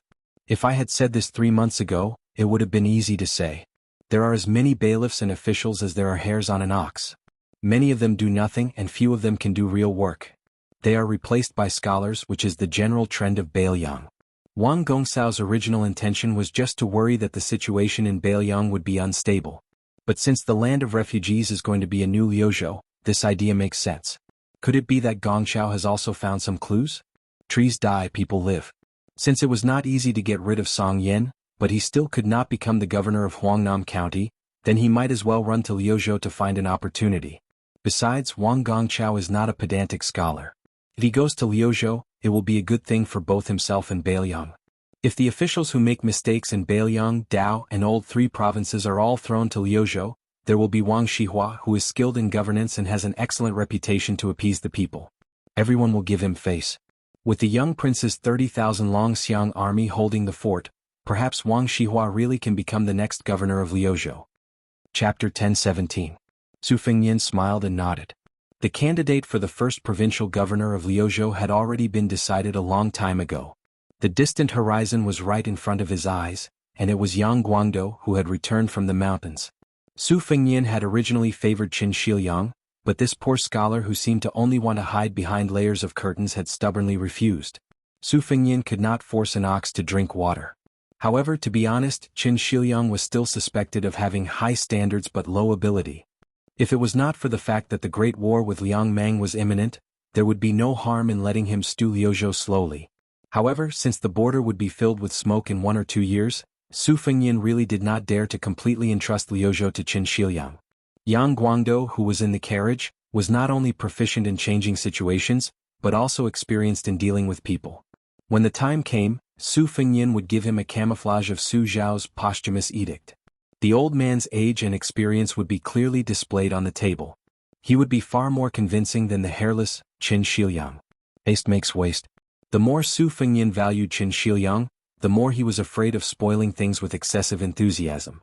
This young scholar was not only a talent that he had personally abducted from Gangnam-do to Beiliang, but he was also the backbone of the second generation of Beiliang strategists, whom his master, Li Yishan, thought highly of. The little girl sat in the corner of the carriage and amused herself. Sometimes she would squeeze out a charming smile with her fingertips pressed against her face, and sometimes she would put her hand over her heart and frown slightly. Sometimes she would sit upright with her sleeves tucked in like a well-bred young lady. No matter how thick-skinned Chao Wei was, he was no match for this destructive power that was no less than that of an immortal on earth. He silently left the warm carriage and sat beside Su Yanbing, sighing and complaining that he should not have left this place. If he had known earlier, he would have stayed at the back of Mount Qingliang. That way he could have avoided a few blows. Su Fengnian looked at the He girl imitating the various postures of the women on the streets and did not comment. His gaze was warm. Even the old man Yang Guangdou could not fathom the interaction between this man and woman. Whether it was His Royal Highness in the past or the King of Baliang now, no matter what the rumors outside of Mount Qingliang were, Yang Guangdou knew that as long as someone did not enter his eyes, he was actually very cold and heartless. However, he seemed to dote on the little girl in front of him. After Yang Guangdou met the young female killer, especially after he understood her relationship with Su Fengnian, he repeatedly hinted to Su Fengnian to get more secrets from her. This was because even if she casually said a few words or a name, it could affect the future of Baliang. But Yang Guangdou could not do anything about it. Now, Su Fengnian had a deep and accumulated power. It was inherited from the general and the princess, and also from Li Yishan's painstaking cultivation, as well as the accumulation of many travels and dangerous killings. Yang Guangdou constantly warned himself not to treat Su Fengnian as the willful and reckless youth of the past. The matter of Zhong Hongwu was clear evidence. The mess that the old King Liang was unwilling to clean up, the new King Liang did not have any scruples about cleaning up. Even the general was not willing to fall out with the Zhao family in Liang. In the hands of the new King Liang, he had already created a vague impression that Baliang could be independent and become self-dominating. This was probably the reason why the court was hesitant and finally relaxed a little on the grain. The new King Liang and the new Baliang had already begun to make the court understand one thing. I will take on the burden that Su Xiao gave to me, Su Fengnian. Baliang is also willing to guard the door for the court. This is the bottom line. If you continue to nausea and test us again, you must first consider the price you will have to pay. Baliang deployed troops on the eastern front and refused to withdraw the imperial edict. The court seemed to fly into a rage out of humiliation and immediately return the favor. But at the same time, they had no choice but to give him the title of Pillar of State and open up the grain transport as compensation. During this period, if Su Fengnian was impulsive and refused the Pillar of State again, the court would probably rather rot in the granaries of Xiangfan than send a grain to Feishou City. They might even use thunderous means to block the courier routes into Liang from the neighboring provinces. These were all schemes that required both sides to carefully weigh the pros and cons. In the future there would only be more such back and forth. The little girl suddenly said, "Over the years, old Huang has taken me to more than 100 places. He said that they were all farmland where he had planted crops. Some of them were abandoned, some of them were still lacking, and some of them did not have a good harvest. But in the end there was still a harvest." Su Fengnian laughed and said, "My master and Chu Lushan both regard Huang Longshi as the greatest and most formidable spy in spring and autumn. Whoever can take over his entire spy system will have the upper hand. But we don't know how he manages it. How he chooses the rice seedlings, how he draws water for irrigation, how he pays attention to the growth, how he harvests the autumn rice. No one knows how Huang Longshi does it." The little girl said very seriously, "Freeloading, drinking, chatting, cursing, lying and leaving, changing to another place and doing it again." Yang Guangdou sighed and held his forehead. It was an extremely difficult matter. The biggest secret in spring and autumn was so carelessly brushed aside by the little girl's 12 words of mantra. The little girl tilted her head and asked, "You didn't ask me where those 100 places were, and who were those people?" Su Fengnian shook his head and laughed. "Baliang can't even take care of itself. It doesn't have the energy nor the ability to fight for supremacy in the world." The little girl snorted. "Even if you ask me, I can't remember many." Yang Guangdou felt that it was really torturous to interact with these two. He somewhat understood Chao Wei's gloomy mood. Su Fengnian reached out with both hands and playfully stretched the little girl's slightly round face. The little girl was not angry and said indistinctly, "I don't understand what you're saying about Confucianism, Buddhism and Taoism. But old Huang said that you have a medicinal primer on you." Su Fengnian thought and said, "I know. Huang Longshi should be talking about the bowl of blood that the dragon tree monk gave me to drink. But I couldn't feel it in these 2 years, so I didn't think much of it." The little girl tried to think and then said, "400 years ago there was a Gao Shulu, the one you mentioned a while ago. I just remembered. Old Huang mentioned him. He said that this person was half dead and half alive. He was in a certain place in Great Peace City and was a life-saving talisman of the Zhao family. Originally he was used to suppress Wang Shenji. Tiger Dragon Mountain seems to, I forgot about this matter." Su Fengnian took back his hand and then bent his finger to tap her forehead. "It's Dragon Tiger Mountain." The little girl made a sound of acknowledgement. Su Fengnian leaned shoulder to shoulder with her against the wall of the carriage and said softly, "Other people might not understand why Huang Longshi is overturning the rivers and seas, but I can understand a little. Cultivating one's body, managing one's family, governing the country, and ruling the world has always been the goal of the Confucian school. However, Huang Longshi is clearly a level higher because he doesn't have the emperor in his eyes. He is all alone in the world and doesn't need to cultivate his body and rule the family. He doesn't need to put the emperor in his eyes and doesn't need to help the emperor rule the world. That is why he is different from everyone else. He probably just wants a peaceful world that none of us can see or even think about. The little girl nodded and pointed at her knees. Yes, that's the general idea. Also, old Huang said that this thing is not for kneeling. Su Fengyin sank into deep thought and said to himself, this old farmer who overturned the entire spring and autumn fields. The little girl bent her knees and rested her chin on her knees. Old Huang said that he was also going to die. Chapter 10:18. Although a year's plan lies in spring, the spring of the first year of the auspicious talisman, once the Qingming festival passed, it was time to end it.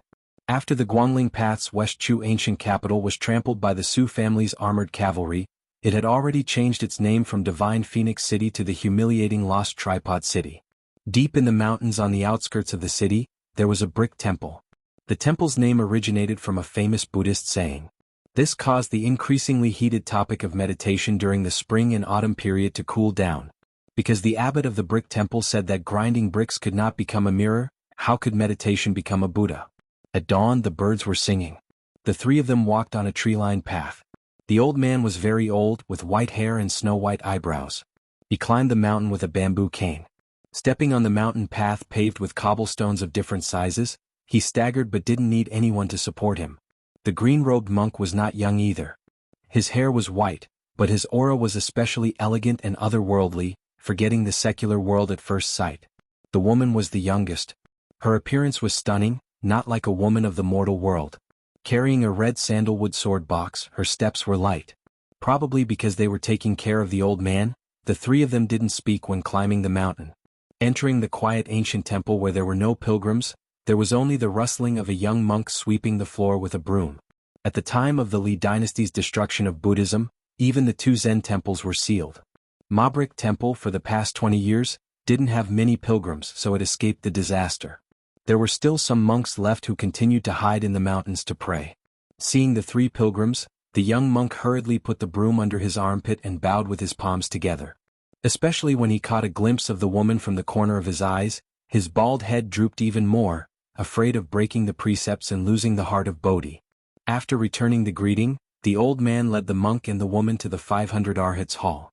It wasn't the golden-robed Arhats commonly seen in imposing temples, but painted wooden sculptures. What was even rarer was the 500 Arhats, each one vivid and lifelike. Some were sitting upright, some were listening, some were clasping their palms, and some were even glaring, beating gongs and drums, scratching their ears and cheeks. The old man led the two of them to a venerable one. He held a mirror in his left hand, and his right hand tore open the skin of the old man's face, revealing a handsome young man's face. It was enough to stun the onlookers. The old man stood at the foot of the wooden Arhat and said calmly, I heard that the Minister of Rites, Xianxia, carried a large jar of wine into the temple alone on a snowy day in the first year of Jianghu. He died drunk here and his last words were probably drunken words. This old subject knows that in the past, old Tseng did not touch a single drop of wine and always advised us to drink and make things worse.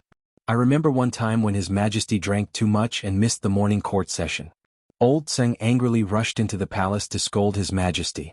If it was not for the Empress stopping him, His Majesty would have almost fought with this old fellow. After that, His Majesty was still angry and privately told this old subject that during the celebration banquet the night before, this old fellow was the one who was the most unkind. Since he did not drink, he poured wine for others and did not even let him off. In the end, old Tseng turned hostile the next day. Who would have thought that this old thing, who hated the smell of alcohol all his life, would drink himself to death in the end?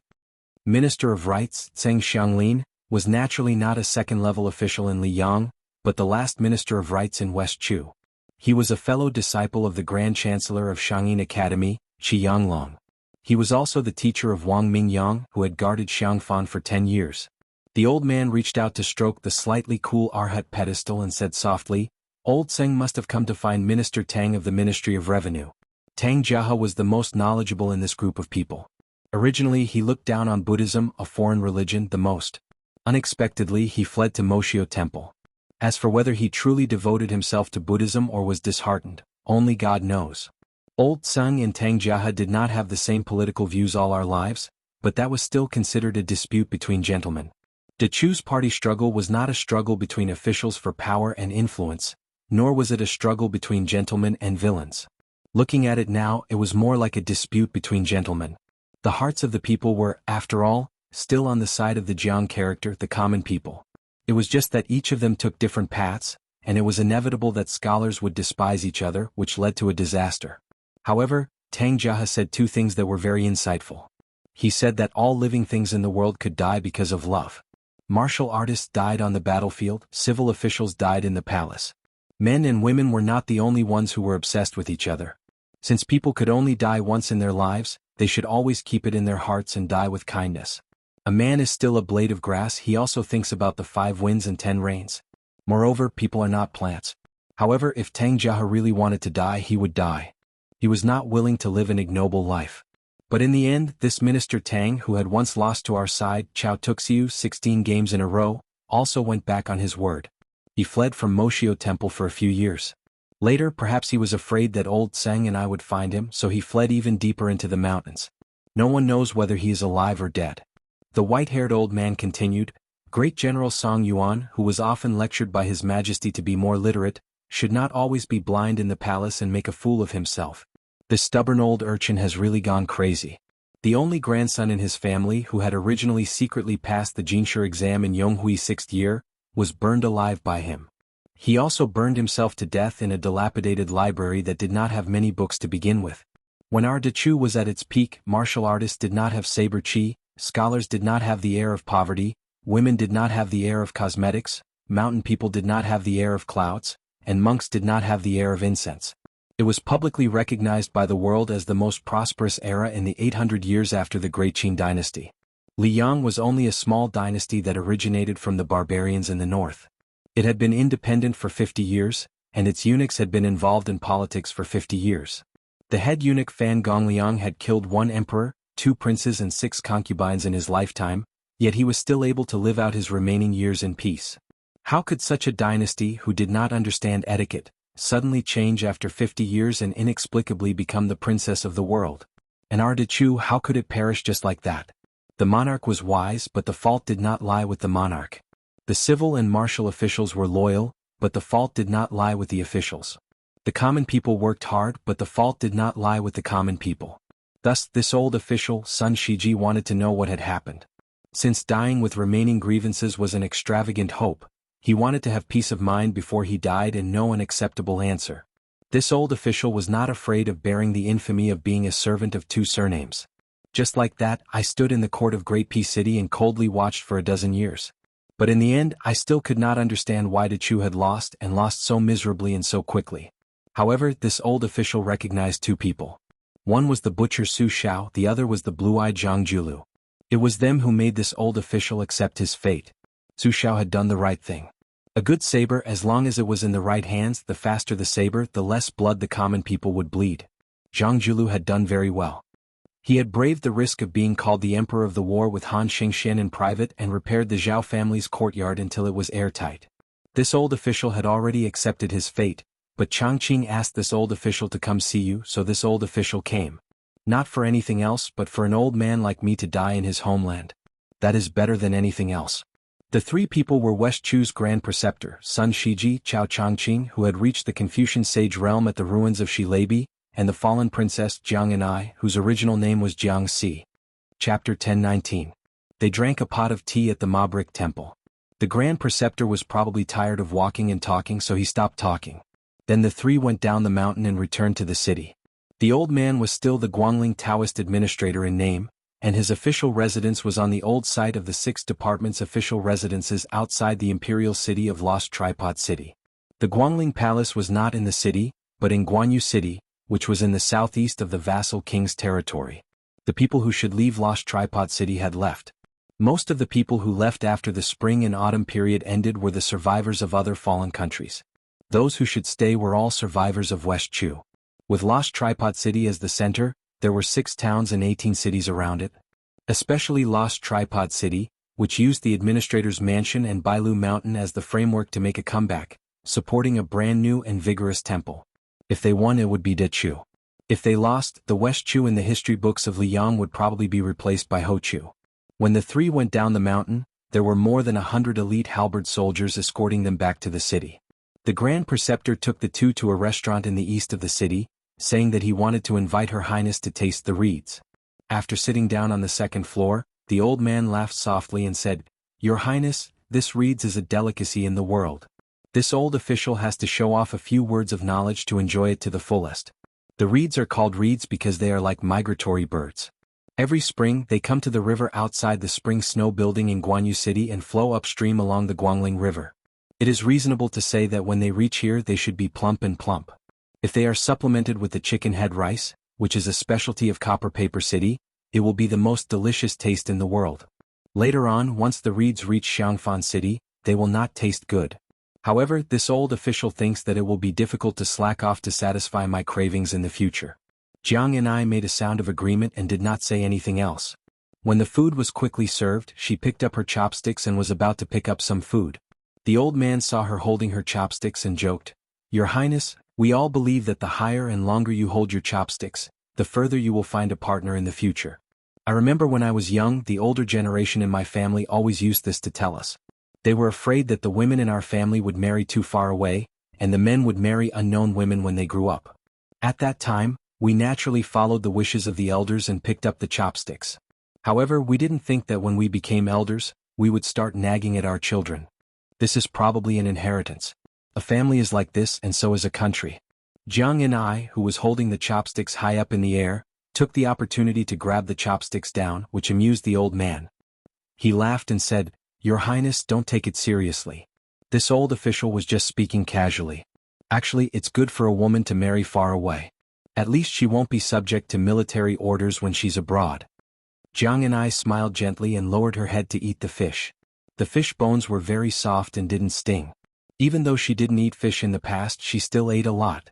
Chao Changqing asked for a pot of wine and slowly drank with the old man. He didn't urge him to drink and just drank by himself. After eating and drinking to their heart's content, they paid the bill and walked out of the century-old restaurant. On the streets that were no longer bustling with people, the old man suddenly stopped and said, "Wait a moment." Chao Changqing sighed and didn't say anything. Not long after, an old man in ragged clothes walked out from an alley and knocked on the clock in broad daylight. He shouted crazily, "Everyone is dead, everyone is dead. Open your eyes and look, there is no one alive in Dechu." The old man walked on the street and knocked on the clock while shouting. However, the passers-by on the street were obviously used to it and didn't even bother to laugh at him. They all turned a blind eye. The disheveled night watchman walked in front of the three people. When he saw them, he was stunned for a moment. He pointed the night watchman at Sun Shiji and laughed hoarsely, "Dead man." He then pointed at Chao Changqing and chuckled, "Half-dead man not far from death." When he saw Jiang and I with the sword box on his back, the old crazy man's eyes were blank and then he started to cry. "Alive? How is there a living person? Go hurry up and leave." The night watchman saw that the woman was unmoved and paused. He turned and ran away, continuing to knock on the clock and shout. Sun Shiji looked at the night watchman's back and said calmly, "Jiang Shuileng, once in charge of the Chongwen courtyard in Dechu, in charge of the 100 scholars of the 3 courtyards and the 600 editors of the Pavilion of Secrets, he went crazy just like that. The Liang Imperial Court and Prince Guangling Zhao Yi purposely didn't kill this old crazy man because they wanted all the foreigners in this city to see a joke." Sun Shiji walked towards the carriage and bowed. "Your Highness, you can let Changqing take you to see that home. I still have matters to attend to." Home. Jiang Xi's home was, of course, that Dechu imperial palace that was at the peak of perfection that Great Peace City had to imitate. Then was it really Jiang Ni's home? Jiang and I followed behind Chao Changqing and looked around blankly. When she left this place, she was still young and her memories were blurry. She had long forgotten what she was seeing. She vaguely knew why it was once hailed as the most glorious scene in the world. When the men and women in the palace saw them, they were filled with respect and hope. Chao Changqing walked all the way to a pavilion in the northeast corner of the old imperial palace. After he sat down, the white-haired Confucian scholar sat there without saying a word. Chao Changqing, born of the Dragon Carp County's Chao family, was fully deserving of the title of prodigy of that generation.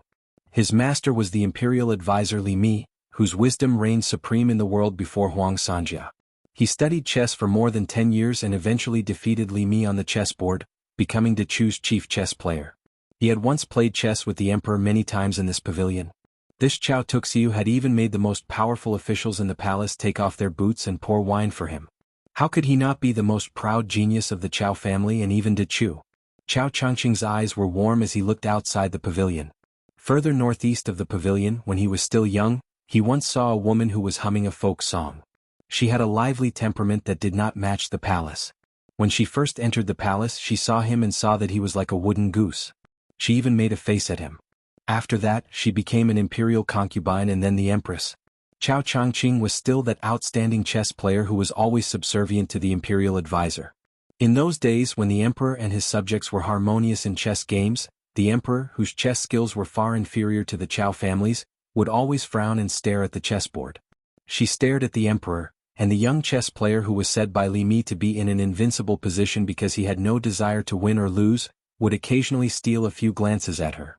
When he lowered his head to play chess, he could always see her embroidered shoes that did not conform to the palace's etiquette. They were ordinary, but he could never forget them. He had forgotten them for so many years, why could he still not forget them? Jiang and I said softly, "Uncle chess player, I know Grand Preceptor Sun's intention. He wants me to be a good princess and I will do it." Chao Changqing came back to his senses. He laughed softly and said, "Your Highness the princess, don't mind this old man's nagging. Fighting for the country is a man's business. A woman should just look at the country." Jiang and I smiled knowingly, but then she was deeply worried. The secret letter said that the ceremony directorate head eunuch Song Tonglu's Shifu, an old Diao Temple disciple, was escorting a coffin to the south. It was clearly the Gao Shulu mentioned by Huang Longshi, who was specially used to deal with you, Uncle chess player. Under the celestial beings, all are ordinary people, not immortals. Under the way of heaven, all are small Daos, not big Daos. But this big devil head, after all, has the legendary realm that is one level higher than the immortals on earth. Chao Changqing smiled and said, "It's all right. The courage of an ignorant man, this subject is not bad." Jiang and I wanted to say something but hesitated. Chao Changqing said softly, "Princess, there is no harm in taking a look around. This subject will sit here for a while." Jiang and I nodded and left with the box on her back. Chao Changqing sat alone in the pavilion and closed his eyes. A moment later, Chao Guanzi, who had a one-stone astrological phenomenon, seemed to have gone back in time. When he opened his eyes, he was no longer the martial art master who could pass through the Liang Imperial Palace like walking through the corridors. He was no longer the mad scholar who could display the ultimate bravery of a martial art master to the fullest. He had only become the young but high-spirited chess player. He had a smile on his face, his two fingers pressed together as if he was holding a chess piece. On the empty stone table, the chess pieces flew down like they were flying. West Chu had black clothes, unparalleled scholars. Chapter 1020. The chapter is nearly 7,000 words long. This is the only chapter I'm uploading today. The next chapter will be the last chapter of the third volume, Xianxia. The title of the fourth volume is still the established, Together Vying for the Throne. There was no public declaration of war that stirred up the world, and no mobilization of troops by the monarch himself. The assistant minister of the Ministry of War, Lu Xingxiang's departure from the capital was strangely quiet. As he passed through the entire south of the capital, not a single local official saw Assistant Minister Lu's face. However, everyone was well aware that this did not mean that Lu Xingxiang's departure from the capital was a defeat in the court. Lu Xingxiang had first lost to Lu Baijie, who had also been an assistant minister, and lost the fight for the position of Minister of War. However, immediately after, he received an imperial edict to control the 3 provinces and 16 military towns south of the capital. Even in Guo's great general Yang Xinxing, a group of veteran generals with meritorious service, had to be controlled by him. Lu Xingxiang's cavalry was no more than 300 riders. In this half-open, half-hidden expedition to the south, the court had temporarily not mobilized a single soldier of the capital's military strength. As for West Chu's eagerness to make a move, it seemed that they were still observing from the sidelines. Lu Xingxiang, dressed in civilian clothes, led his personal guards to rest at Yulu Pass, but did not enter the city. Instead, he temporarily set up a large military camp outside the pass. When the captains of Yulu Pass heard the news and hurried over, if nothing unexpected happened, the assistant minister, who was about to temporarily receive the rank of great general according to Liang's laws, received them in the rough and crude camp. There was no fine wine or fine food, no singing or dancing. Minister Lu used simple tea and plain food to send them off. However, this gave the captains a reassurance. Who didn't know that Lu Xingxiang, who came from the Guangling Spring Snow Building, was a smiling tiger? When he didn't smile he was fine, but when he did he would eat people. Yulu Pass was located at the intersection of Pingfan, Guangling and Huainan roads in Jingji. Although the captains of Yulu Pass had a higher rank and salary than ordinary Liang military officials, they used to be directly under the jurisdiction of Gulu of the Ministry of War. However, now that Gulu was in a precarious situation and only existed in name, Yulu Pass was like a guy who had lost his mother's milk. On the other hand, Lu Xingxiang had Guangling roads, his maternal family, to rely on. Secondly, he was a popular nobleman in the imperial court who no one dared to touch. Moreover, Lu Xingxiang did not rely on his family's meritorious service to enter the central government of the empire. More than that, he relied on his own outstanding military achievements during the spring and autumn period. Therefore, no matter how much courage Yulu Pass had, they would not dare to put on airs in front of Assistant Minister Lu. Lu Xingxiang personally saw the captains out of the military camp. Together with a young military general whom he regarded as his trusted aide, he stood in the empty space outside the camp. Together, they watched the dust stirred up by the horses' hooves being blown away by the wind. Lu Xingxiang crouched down and grabbed a handful of soil, which had the smell of soil mixed with the smell of spring grass. He sniffed it and looked toward the south, not making a sound. Many people did not know that the dignified assistant minister of the Ministry of War was once a lousy scout. One time he was convicted of making a mistake in reporting military intelligence and was almost beheaded by his superiors. Lu Xingxiang pinched the dirt in his palm and said softly, "Being a scout is like learning how to swim. Once you learn how to swim, no matter how long you stay in the water, it will be very difficult for you to drown again. Guodonghan, you should be very clear about the strength of the Guangling Dao." All day long, they claim that they want to compete with the Northern Liang and Yan imperial paths for the title of #1 in the world. In reality, other than the tens of thousands of soldiers under the Prince of Guangling, the rest are all useless. You can't blame the prince for embroidering a flowery pillow. It's just that the young ones haven't fought in 20 years. The old ones have retired from the army to enjoy life, while the young ones have squeezed into the army to enjoy life. How can they compete with the Northern Liang cavalry and Yan imperial infantry who are on standby every day?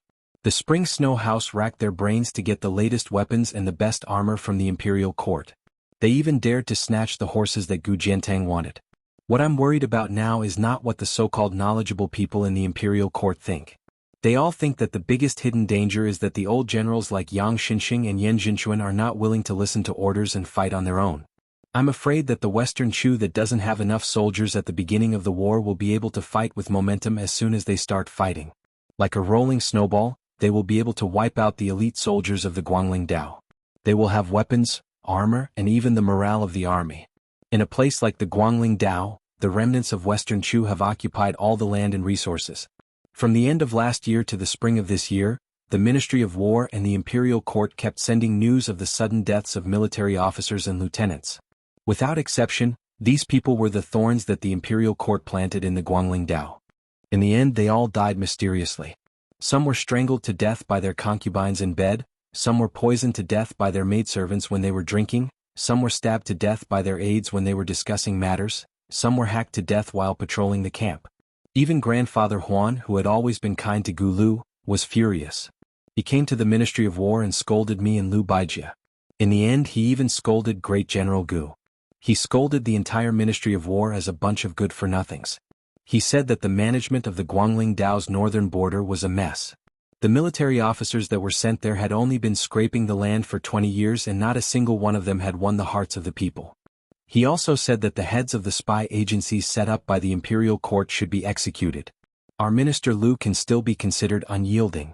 He talked back to Grandfather Huan on the spot and was almost kicked by him. What can I say? I can only watch. But I really didn't expect that Grandfather Huan, who is already so old, would almost kick Minister Lu in the chest. It seems that he still has a few more years to live. This is a great thing. Lu Xingxiang put the soil in his hand back on the ground. After laughing, his expression became serious again.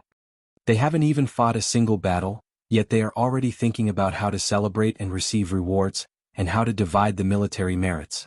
I don't know where their arrogance comes from. The honest young general stood beside Assistant Minister Lu.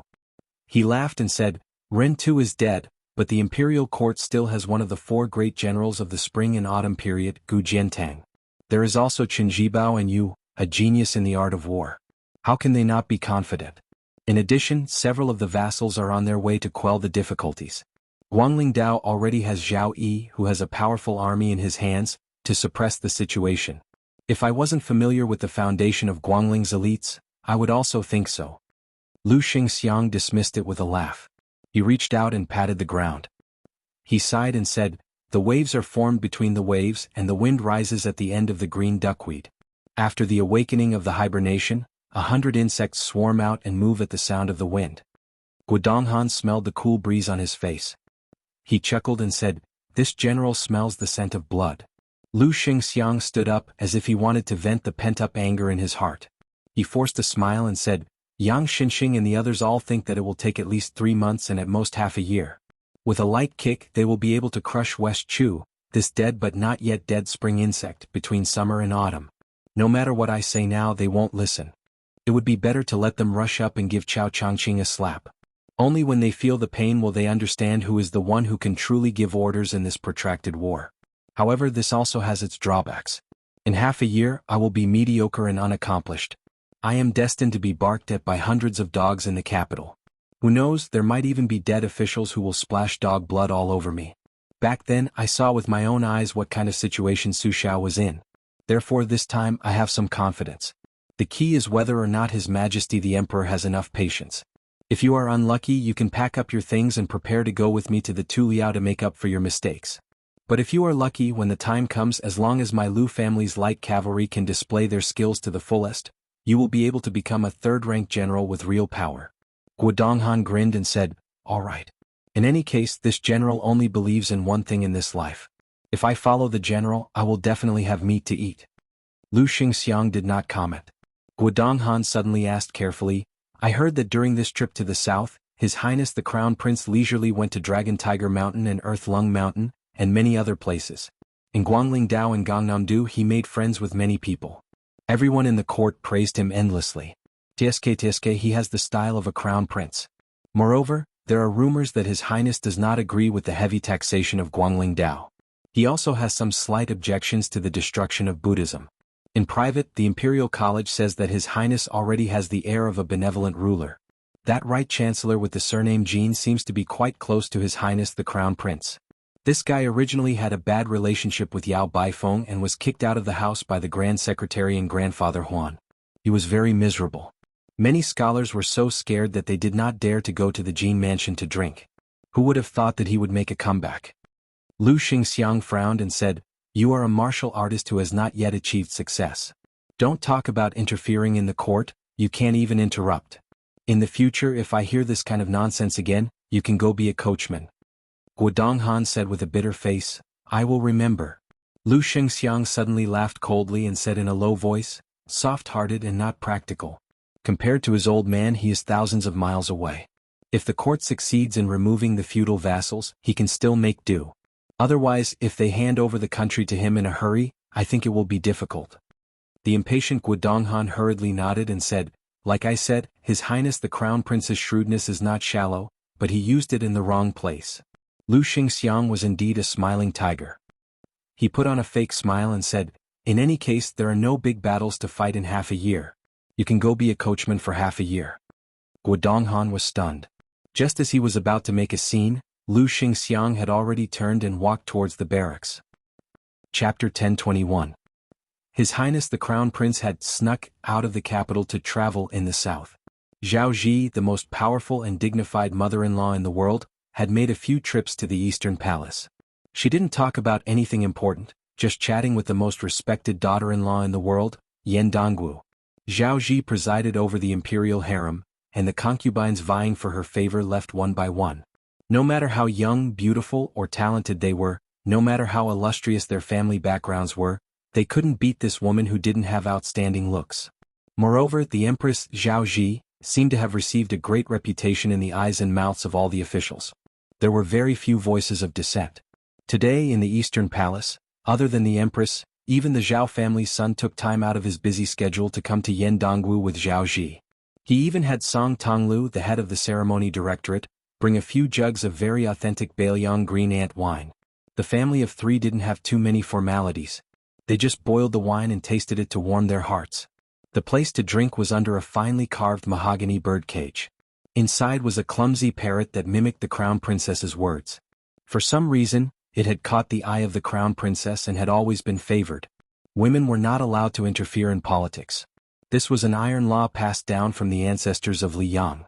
Therefore, before Liang unified the spring and autumn period, no matter how the eunuchs in the border towns tried to harm the Zhao family, since the emperor couldn't have pillow talk, there was no fertile ground for the relatives to interfere in politics. In history there were relatives of the Zhao court who held power, but it was much better than the previous courts with various surnames outside of Liang. However, the Zhao family's son clearly had a whole new level of respect for Yan Dongwu, this daughter-in-law who had entered the rankings as a female scholar. He made an exception and talked about some military and state matters. Even Zhao Ji couldn't hide her surprise. This shock spread until the couple left the Eastern Palace. The emperor wasn't in a hurry to go back and deal with the memorials that had piled up over the years. He walked side by side with the empress under a vermilion-high wallpaper. With his hands behind his back, he kept looking silently at the blue sky. Song Tonglu of Great Martin Temple, who had inherited the power of Cat Han Xingxian, followed from a distance with his back bent. The world's leading eunuch, who didn't look like a eunuch, had a faint shadow between his brows. The Zhao clan's son suddenly stopped and said, "Establishing myself at 30 and establishing a family and career, I have accomplished both. Marrying you and ruling the world, I have no regrets in this life." Gu Guan and Zhang, and, the Emperor Gu and have. As a result, I offer sacrifices to my ancestors every year. My conscience is clear. From beginning to end. The Zhao family's son. Chapter 1022. The emperor of the Zhao family reached out and brushed his palm across the cold wall. He suddenly smiled and said, "That year, under Yuan Binshi's persuasion, I led troops into the palace without permission. I walked this path. At the time I was very afraid. I only had one thought. If I succeeded, I would be the first to tell you the good news. If I failed, you would be the one to mourn for me. At the time, I was just an imperial son. The reason I wanted to be emperor was to defeat Su Xiao so you would not have to envy that female sword immortal surnamed Wu. Men who doesn't want face. As for Su Xiao, I do not deny that personal grudges came first and national grudges came later. When this human butcher was young, he could sit with the previous emperor in the hall of martial heroes to drink and chat until dawn. As his son, I could only watch from afar and envy. How could I not want to go to the frontiers and attack Beimang? But in this matter, I did not do well. Without the great wars that Beiliang had participated in, the national treasury was depleted, and the people were angry. If Yuan Binshi had not scolded me awake, not to mention Zhuan becoming the crown prince, I might not even have been emperor. Speaking of this, I know that female surnamed Wu is the same as you. In reality, you do not like her because you both have great ambitions. Zhuan is too smart. He knows everything but he does not say anything. Smart people like to go down a dead end. I was fine because I had Yuan Binshi, this clumsy strategist who seemed to be possessed by a god. It was like he had opened the heavenly eye and helped me keep an eye on Great Peace City and the entire world. But you know better than anyone how my body is. If I leave and Yuan Binshi also leaves, who will suppress Zhang and Gu? This time, the white-robed monk that I admired very much entered the capital. He said that his new calendar could guarantee that the Zhao family would have 80 more years, but the world would have 80 more years of peace. The Zhao family would have to pay a great price. I refused without hesitation. At the time, I did not even dare to look into Yuan Binshi's eyes. Because of this, I was not at ease with the two factions of officials led by Zhang and Gu, because behind them were people like Zhao Yuling and Yin Maochun. Most of them were poor scholars. Their gazes would involuntarily be placed outside the imperial court. Someone had to nip this in the bud. In the past, many of the famous officials who did not hesitate to fight to the death with the emperor were just using their deaths to show their sincerity. They wanted to step on the emperor's shoulders and leave their names in history. These scholars had been narrow-minded for thousands of years. I could tolerate them and even indulge their impudence. But Yin Maochun and the other officials were not the same. Probably because they had Zhang Julu as an example, they immediately became smarter and more tactful. They knew how to achieve their ambitions.